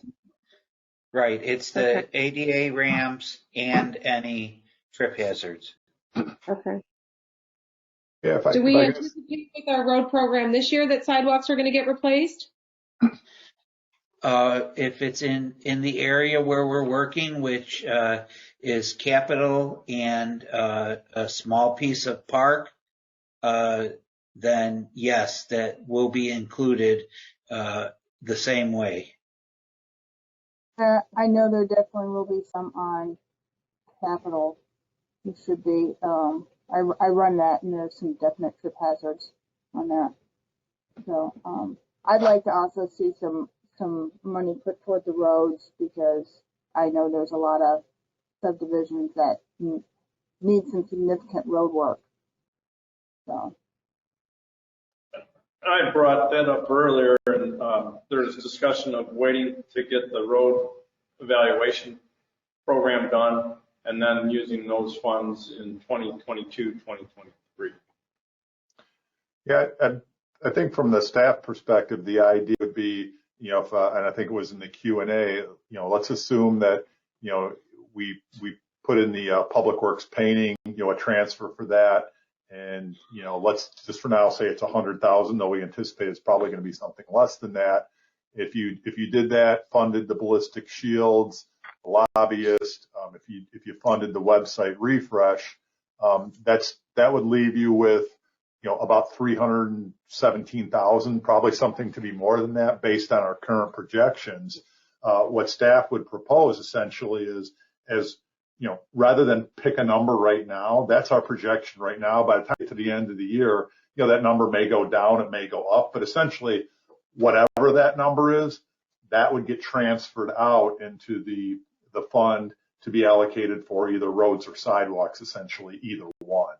Kind of whatever's left, if you will, would go toward that is what we'd be proposing. And right now, we think that number would be $300,000 plus based on our current projections, and if we include those items I mentioned. Okay. All right. So is anybody opposed to transferring money or purchasing the ballistic shields for $3,900? Okay, do that. How about the village website refresh? Stay up with, okay. And then the other items we've discussed. Okay. All right, Matt. Okay. So on page 6. Move forward with that stuff. Yeah, so page 6 starts the 2021-22 general fund budget. like I said, at the time as presented, we were projecting a surplus of about 58,000. For that has since changed due to the census and increase in the natural gas. So that will change to roughly about $36,000 surplus still presented at the fiscal year 21-22 budget. So some changes for fiscal year 2022. The utility tax, again, telecommunications and natural gas will be higher than what is presented, but it's still going to be lower and it continues to decline. Liquor licenses are going to be at a 50% reduction, which was approved by the board, so those are going to be at $89.75. Building permits did remain constant with new homes. Staff's projecting about 10 residential and 5 commercial permits for the year. That was addressed as well during the Q&A on the 5 commercial permits. So income tax, you do see a large increase due to all the changes and reductions and the increase in the per capita with the stimulus packages. Again, we discussed 6 months is going to go down to the 3 months for the new census population data. Sales tax rebate will decrease. Ace Hardware's rebate is actually nearing the end of its life, so which would have been 7 years. And then the 2 agreements are hitting different sharing percentages. Use tax is going to increase again, but we will also see a little bit of a decrease for use tax and sales tax based on how they're going to be mandating these. Where at this time it is unknown. The numbers used are from IML. State gaming license, we budgeted the same as the prior year, as there's still an unknown for video gaming with COVID. Reimbursement did decrease due to just expectations of lower developer-related expenses. Energy civic contributions, we did budget for the new line item, which is $24,000, $2,000 a month that we'll get for the green program. And cannabis excise tax slightly increases due to the new estimates. As presented, we have left the schedule of fees for CD, which is zoning subdivision and building permit fees, as well as the new home permit fee cap that has been into effect that goes until April 30th of 2021. We are presenting to remain the same for 2021-2022. So there are no increases in those presented fees. Any questions regarding those? Getting into expenditures, overall, for personnel, full-time equivalents stayed the same for staffing levels. There was the elimination of the part-time economic developer with the proposed addition of a part-time administrative, the clerk, which is a memo that is attached to this as well in the administration department. So there is still no overall change in FTEs, which you have on the staffing level worksheet. Non-represented employees are scheduled with a combination of cost of living increases, which is established from the average of the patrol and sergeants union contract, which is going to be 2.625, and then any applicable steps. The patrol officers are contracted to receive a 2.5% increase for this year. With required steps, there are 2 patrol that are still going through the step process. And the sergeants are receiving 2.75, and all current sergeants are at the top of the tier. Health insurance, again, are budgeted at a 10% increase for 2022 as an estimate based on having an 8.3% increase for this year. Pensions, IMRF is funded at 89.5%. That did go slightly down from last year due to change from IMRF in their rate of return assumption for the actuary went down. So that did increase our liability, so it decreased our funding. We'll continue to fund the required amount. Police pensions are currently at 36.83% funded. That did increase roughly 3% from last year. The biggest change in that is they decreased their assumption from 7% to 6%. We've continued to make our mandated contribution. This year for the projected unit credit 90%, it's $623,000, which is included in the budget. And again, just a reminder, in fiscal year 18-19, we contributed 401, and it's expected to double to 800,000 by 23-24. Again, equipment replacement, 50% funded. First surplus should go to that to fund that at 100%. In administration, insurance premiums does decrease in the 2021 premiums. We did have a claim drop off. So the current invoice decreased by 38,000. And the village credit with IRMA based on has a credit based on the cooperative performance between income and investment income and interest. So we're anticipating a $58,000 credit to be used, which is lower than the $68,000 we use currently. And we also established a higher deductible, which gives us another credit. And that credit is put into a reserve account to use for interest, but it also goes towards your claims as well. And that's roughly $12,500 that will sit with IRMA as we have claims. We can use that money.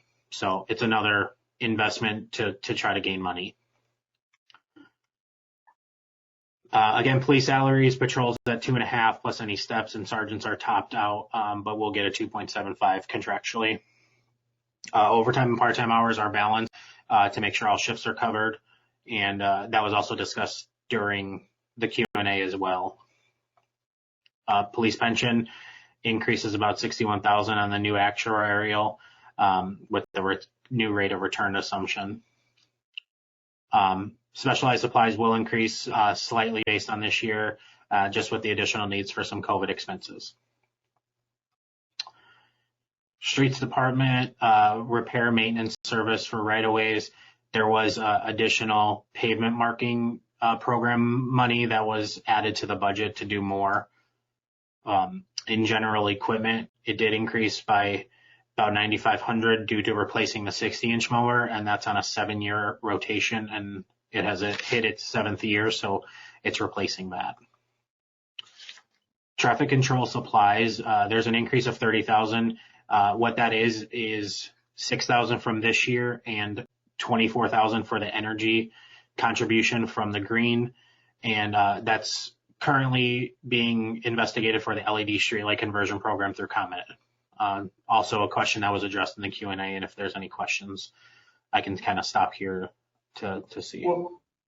Will this come back to the board for final approval? Because we haven't seen any analysis what type of benefits we're going to get from this investment. Something I've asked for a while, but before, I think it's good to put it in, but would like to see what we're basing this investment on. Yeah, so that is something once we have all the information from ComEd and they're in the pre-application process for that, it'll come back to the board once all the information is received.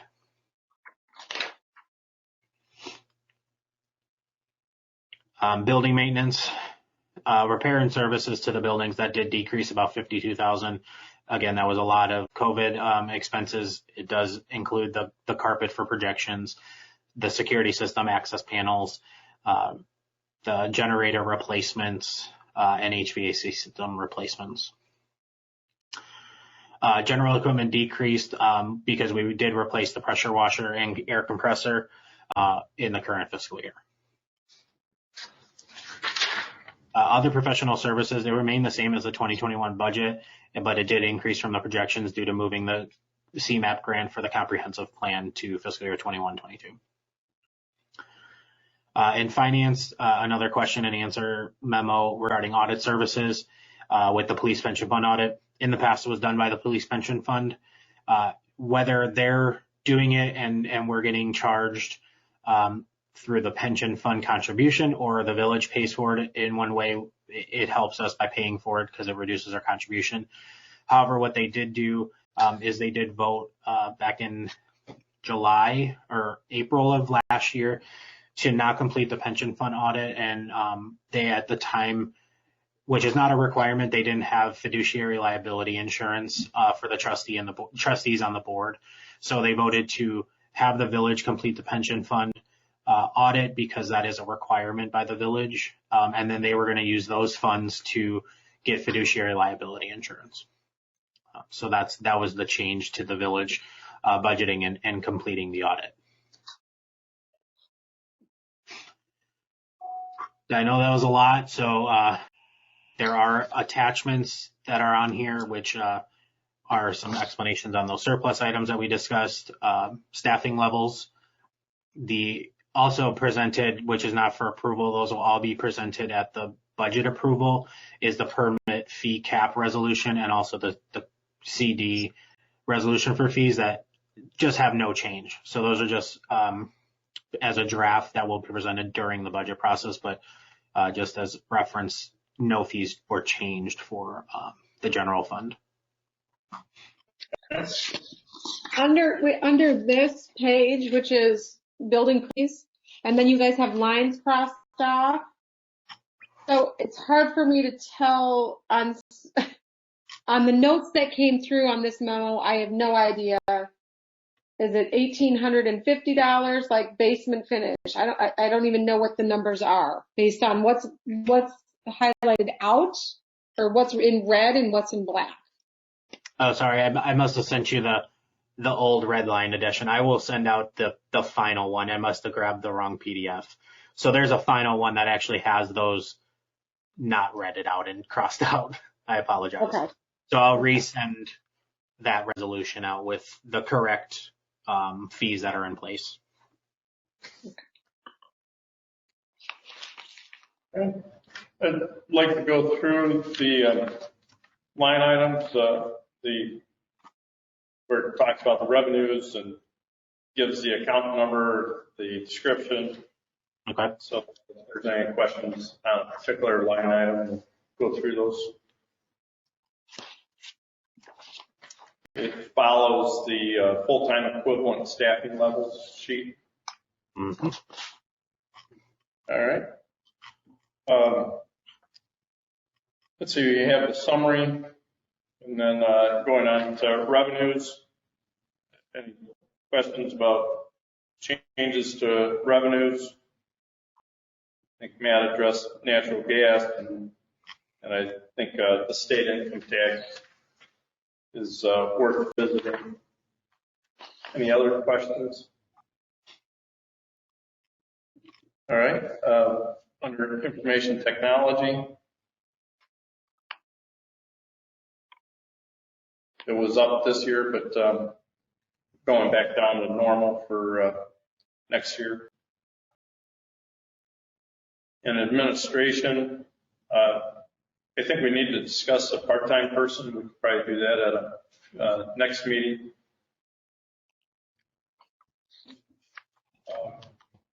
Training and memberships. All the training and memberships are back up to the 2019, 2020 levels. I was going to propose that we keep them at the 2020, 2021 levels for this year, and then see how things shake out after this year, but after everybody's been vaccinated, and make sure everybody's safe, and then we can look at raising them in future years. Can you tell us what's in that line item? Yes, I can.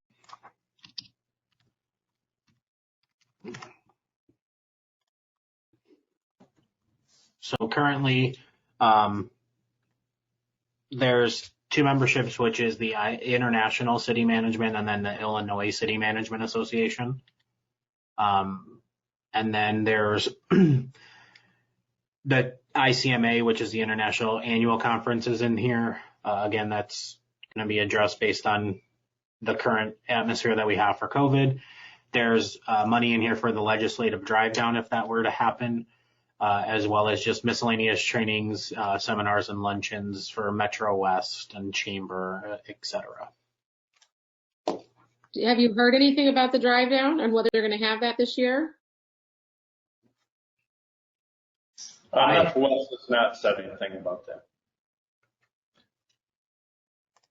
And I'm sorry, Sean. I'm just trying to understand the 22. You're proposing keep it at the 2259. I'm sorry, switch pages. Yes, yeah, keep it at that level. And I guess throughout the whole budget for all the training and membership, keep it at the 2020, 2021 levels. Yeah, I think from, my perspective anyway, I think certainly at the beginning of the fiscal year, there won't be, there really won't be many in-person, training opportunities.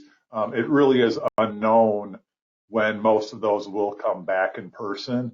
I know there are some things that are happening in person, but, not many. And the idea, at least when we put the budget together, was, if we budget for it as if it's, back to quote normal, if it doesn't happen, obviously it's an expense that doesn't take place, and it would go toward the, funding the balance of the equipment surplus fund or whatever else at the end of the year. We certainly can reduce it, but at the same time, I don't see any harm in budgeting as if it's normal. We won't spend that money on something else, if you will, under training and membership. Yeah. And I think the opposite, that we keep it at this year's level, and if staff feels compelled to go to a seminar, they bring back the request to the board, and then we approve it at that level. But it'll all have an impact on what gets transferred to equipment replacement and all that. It'll have an impact on our budgeted surplus. I think that we're looking for a number, maybe, in my opinion, it's $2,600 on that, and maybe we're looking at everybody's individually, but under administration, it's $2,600. I don't think it's going to impact the surplus. I'd rather overpromise or not overpromise and underdeliver, where I'd rather have the money in there, and if we don't use it, then we don't use it. But then to say, well, we didn't budget for it, I don't know that the board is going to go back and after the fact and want to approve different conferences and memberships if they're unbudgeted. And maybe they would, but it seems like, I don't know, arguing over pennies that won't make a difference, in my opinion. That's just my opinion. Well, yeah, Jen, it's $3,000 in public works and other departments. So my thought was that every department would keep their training membership at this year's current level. We're having a hard time getting staff to come into board meetings and meetings because of COVID. I don't think we should be sending them out into training and conferences where they would be at greater risk. I don't think the idea is that you do send them out. I think that you're budgeting dollars based on what might happen at the end of the year. It's not like they're going to spend it if they don't use it. And we're not taking anything away from the training memberships for the police department. That actually is going up by $75. I guess I haven't looked at every single line item to see, but I think basically what happened in this year is there was nothing. And right. So we saved that. We saved that money. We're not budgeting a deficit, trying to make the budget balance. So I don't see the harm in keeping that line item in there. Well, we're not showing a 100% equipment replacement transfer either, because we don't have enough money. So if we can save dollars and other line items, it'll allow us to make that 100% equipment transfers. We also don't fund it 100% until after the audit's done. So I think that once the audit is done and Matt gets a sense of where we are, then we do fund it. So if this money isn't spent and the audit's done, then it gets funded 100%. Okay. It's just one of those items I thought might be worth keeping the same. So it's not a huge dollar. Okay. And any other questions for administration? Under police, it did show a increase to salary part-times by 10%. Is there a reason? So that was talked about in the Q&A, but it's a 10% increase based on the projection of this year. It's actually a decrease from the budgeted number from this year.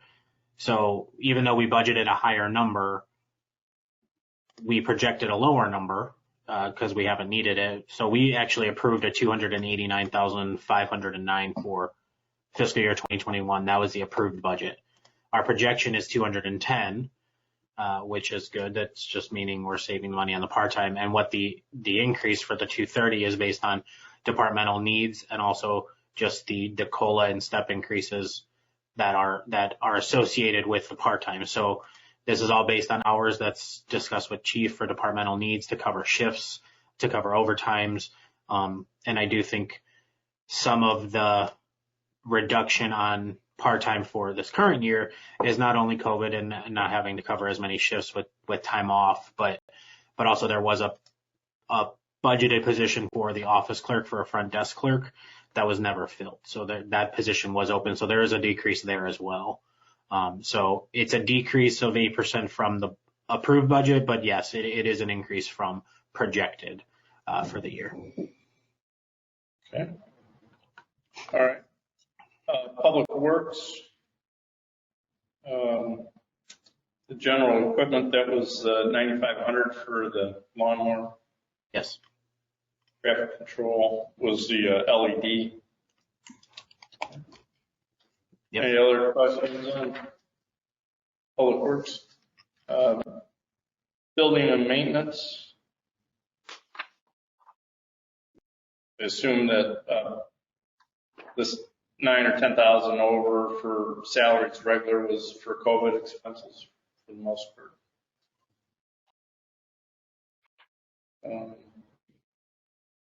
Okay. And same with repairs and maintenance and buildings. That was mostly the COVID expenses there.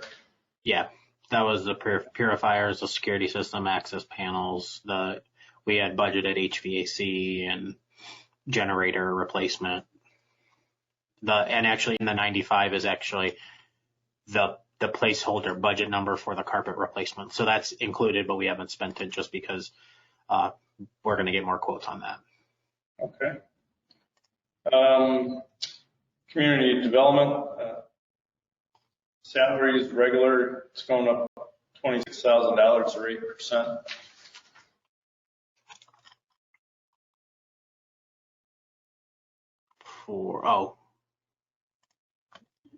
Community development.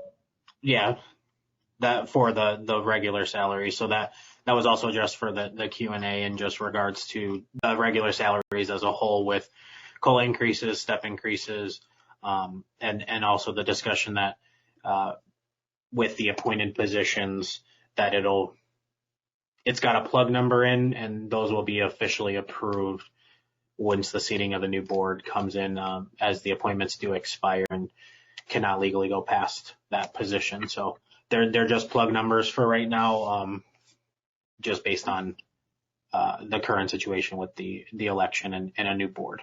Okay. All right.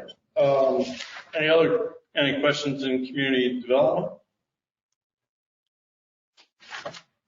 Finance department.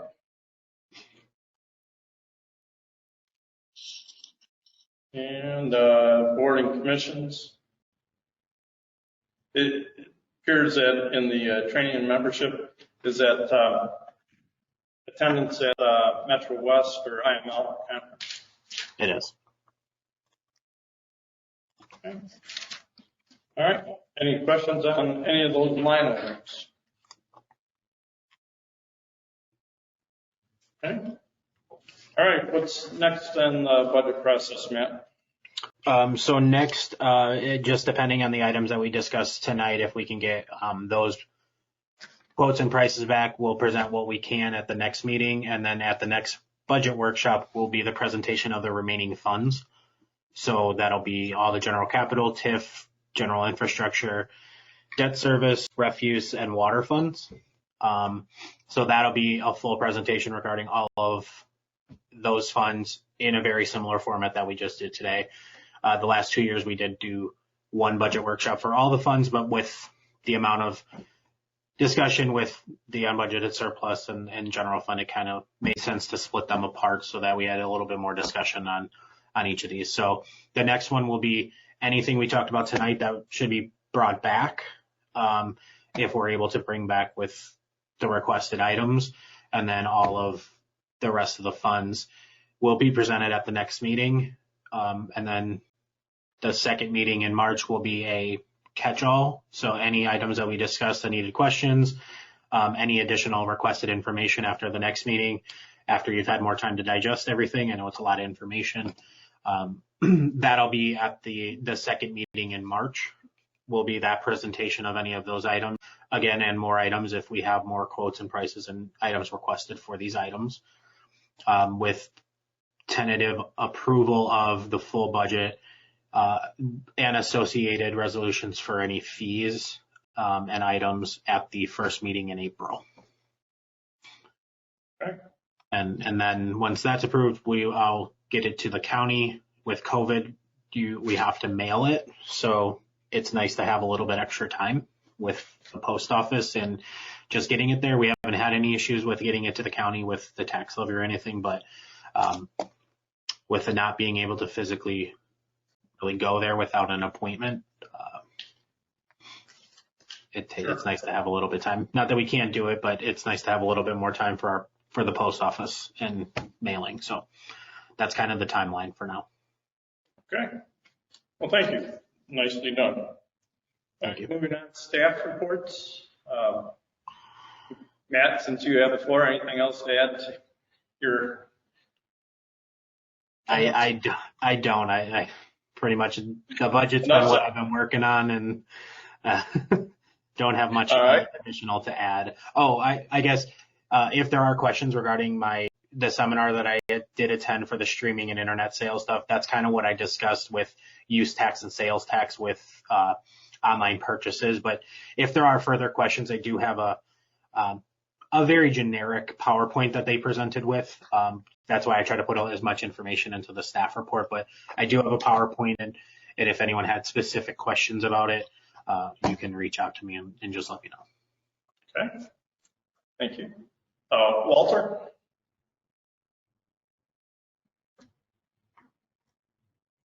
The only thing that I'll add that wasn't in the board report or in the department report is you may be wondering what's going on with the proposed development at Galena and Route 47. I spoke with the developer today to get an update, and he's been in the process of basically working on engineering issues to make sure they got everything covered before they make a formal application to the village for the rezoning and the annexation agreement amendment. He expects that to be coming shortly, so I'll keep you posted. Good. All right. Any questions for Walter? All right. Pat? Chief Rollins, anything else to add? Sure. I probably need to emphasize this because it's a great accomplishment. So I need to shout out to Sergeant Maria Durham for graduating from her 10-week Northwestern University Center for Public Safety, the staff and command class that met 2 weeks on and I believe 2 weeks off. This past Friday, I think it was February 13th, was most likely a sigh of relief for her. If you see Sergeant Durham, please congratulate her, as her training was intense, from managing in classroom assignments, staff studies, and I know the homework was heavy during her 2 weeks off, and you have to realize that she was patrolling the streets during those 2 weeks off and also handling assignments and the projects that were assigned through Northwestern. Due to COVID, unfortunately, there was no formal graduation for the class, so we will be handling the graduation of the diplomas, and a formal presentation will be handled locally. And maybe I can do something here with the board because it is quite an accomplishment. I also need to shout out to the officers working and enduring during the extreme temperatures the last couple of weeks. They've been challenged with braving the elements as they handled accidents, motorist assists, DUI arrests, and the like. During the unusual winter time, spending time outside unsheltered, officers have been going around town and finding the coldest temperature in the area, and they know exact spots where the coldest temperatures are typically located. Our midnight shift has seen temperatures in a negative high teens, so I've heard the negative 18 down around the dog park off of Wheeler and off of Bliss Road, and this does not include the wind chill, but again, the officers have been out in the elements during this time along with other departments too. But I know we've been pretty fortunate with the way the roads have been cleared, that the number of accidents and the people in the ditches have been a lot less with this unusually high, I would say, drop off or a high level of snow that has accumulated over the last couple of weeks. So that completes my report. Okay. Any questions for staff or for Pat? Okay. Thank you, Pat. Tony?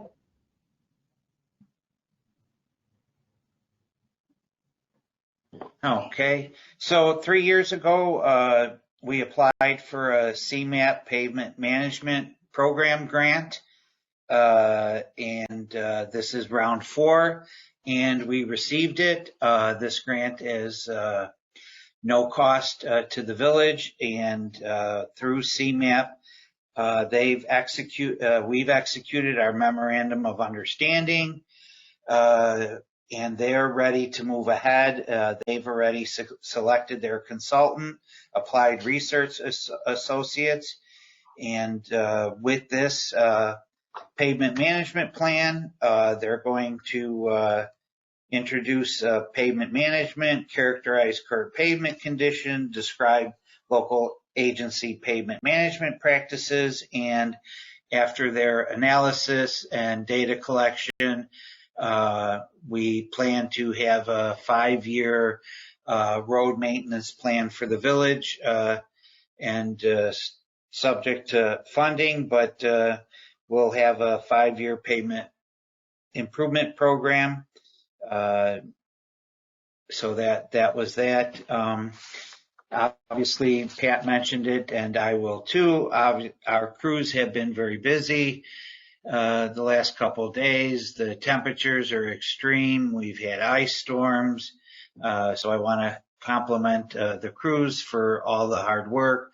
It was brought up before.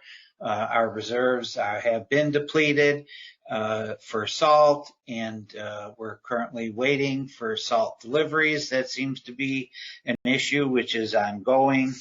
Again, I'd like to compliment staff on all the hours and work they've put forward on the streets. That's all I have at this point. Okay, any questions for Tony?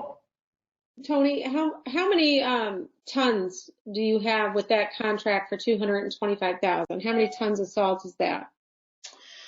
I believe, well, that's not only salt. We do use other chemicals, calcium chloride and the like, but if my memory serves me correct, I think we budgeted for 2,000 tons.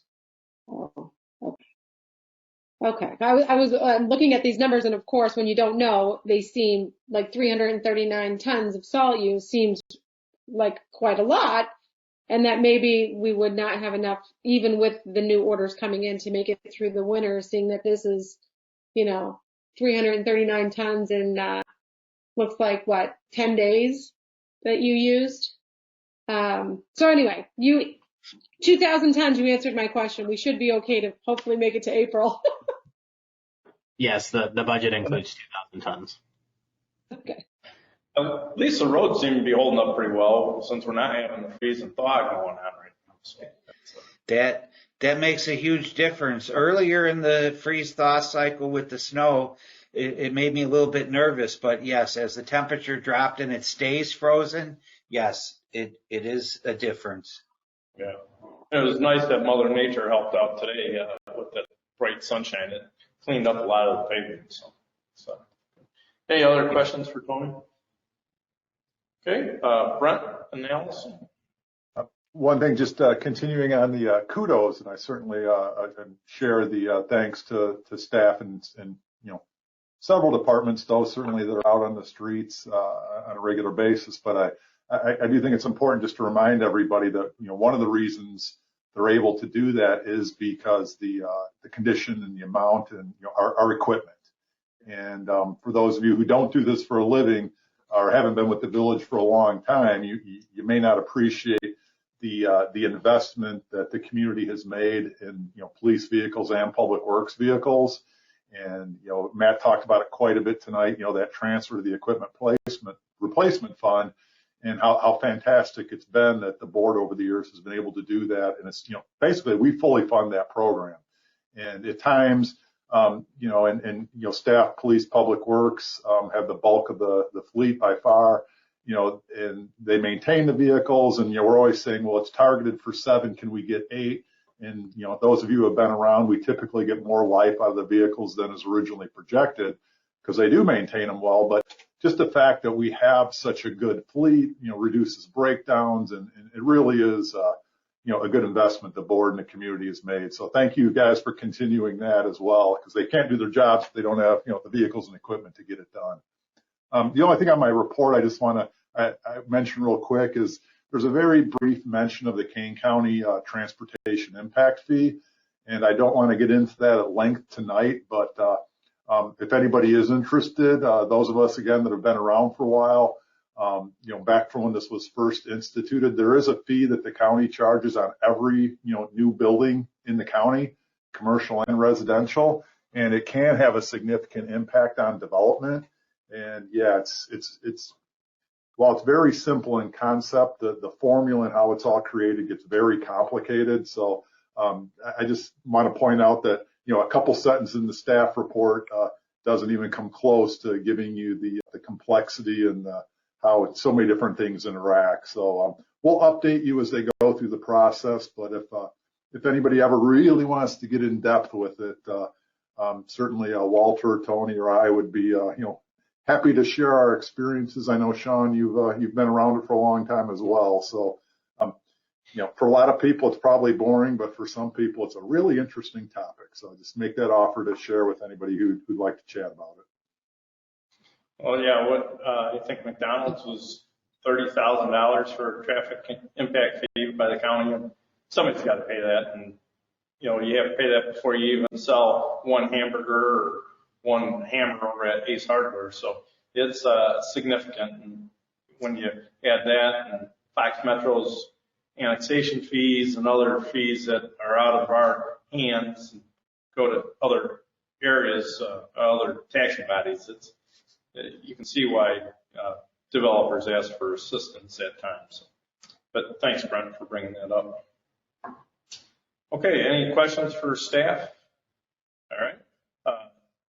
Trustee Heron, any comments? No, just again, kudos to Police Public Works for being out there doing a great job, and Matt, great presentation. Great. Ryan Walter? Nothing. Thank you. Okay. Rick, Untitled. I think Public Works is doing a great job too, as well as all the departments that are out there braving the weather. But I would like to complain, Tony, I think there's too much salt on the street, because if you have a black vehicle, you can't wash it and get it home without getting it covered in salt again.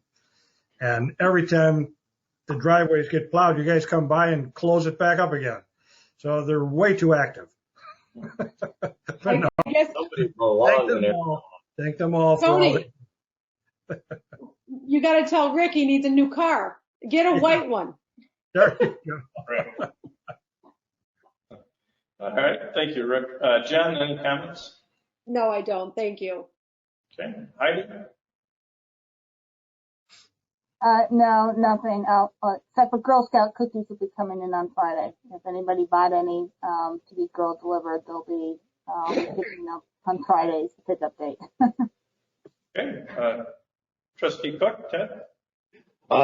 Nothing new for me. Thank you. Okay. President's report. Trustee Cronin and Trustee Walter and myself, we attended ribbon cutting at Village Bible. Congratulations to them. They did a great job of remodeling, and it sounds like they have another project that they're going to be undertaking in the next year. So they do a great job for the community and have a great congregation, so we wish you the best with their requirements. Thank you.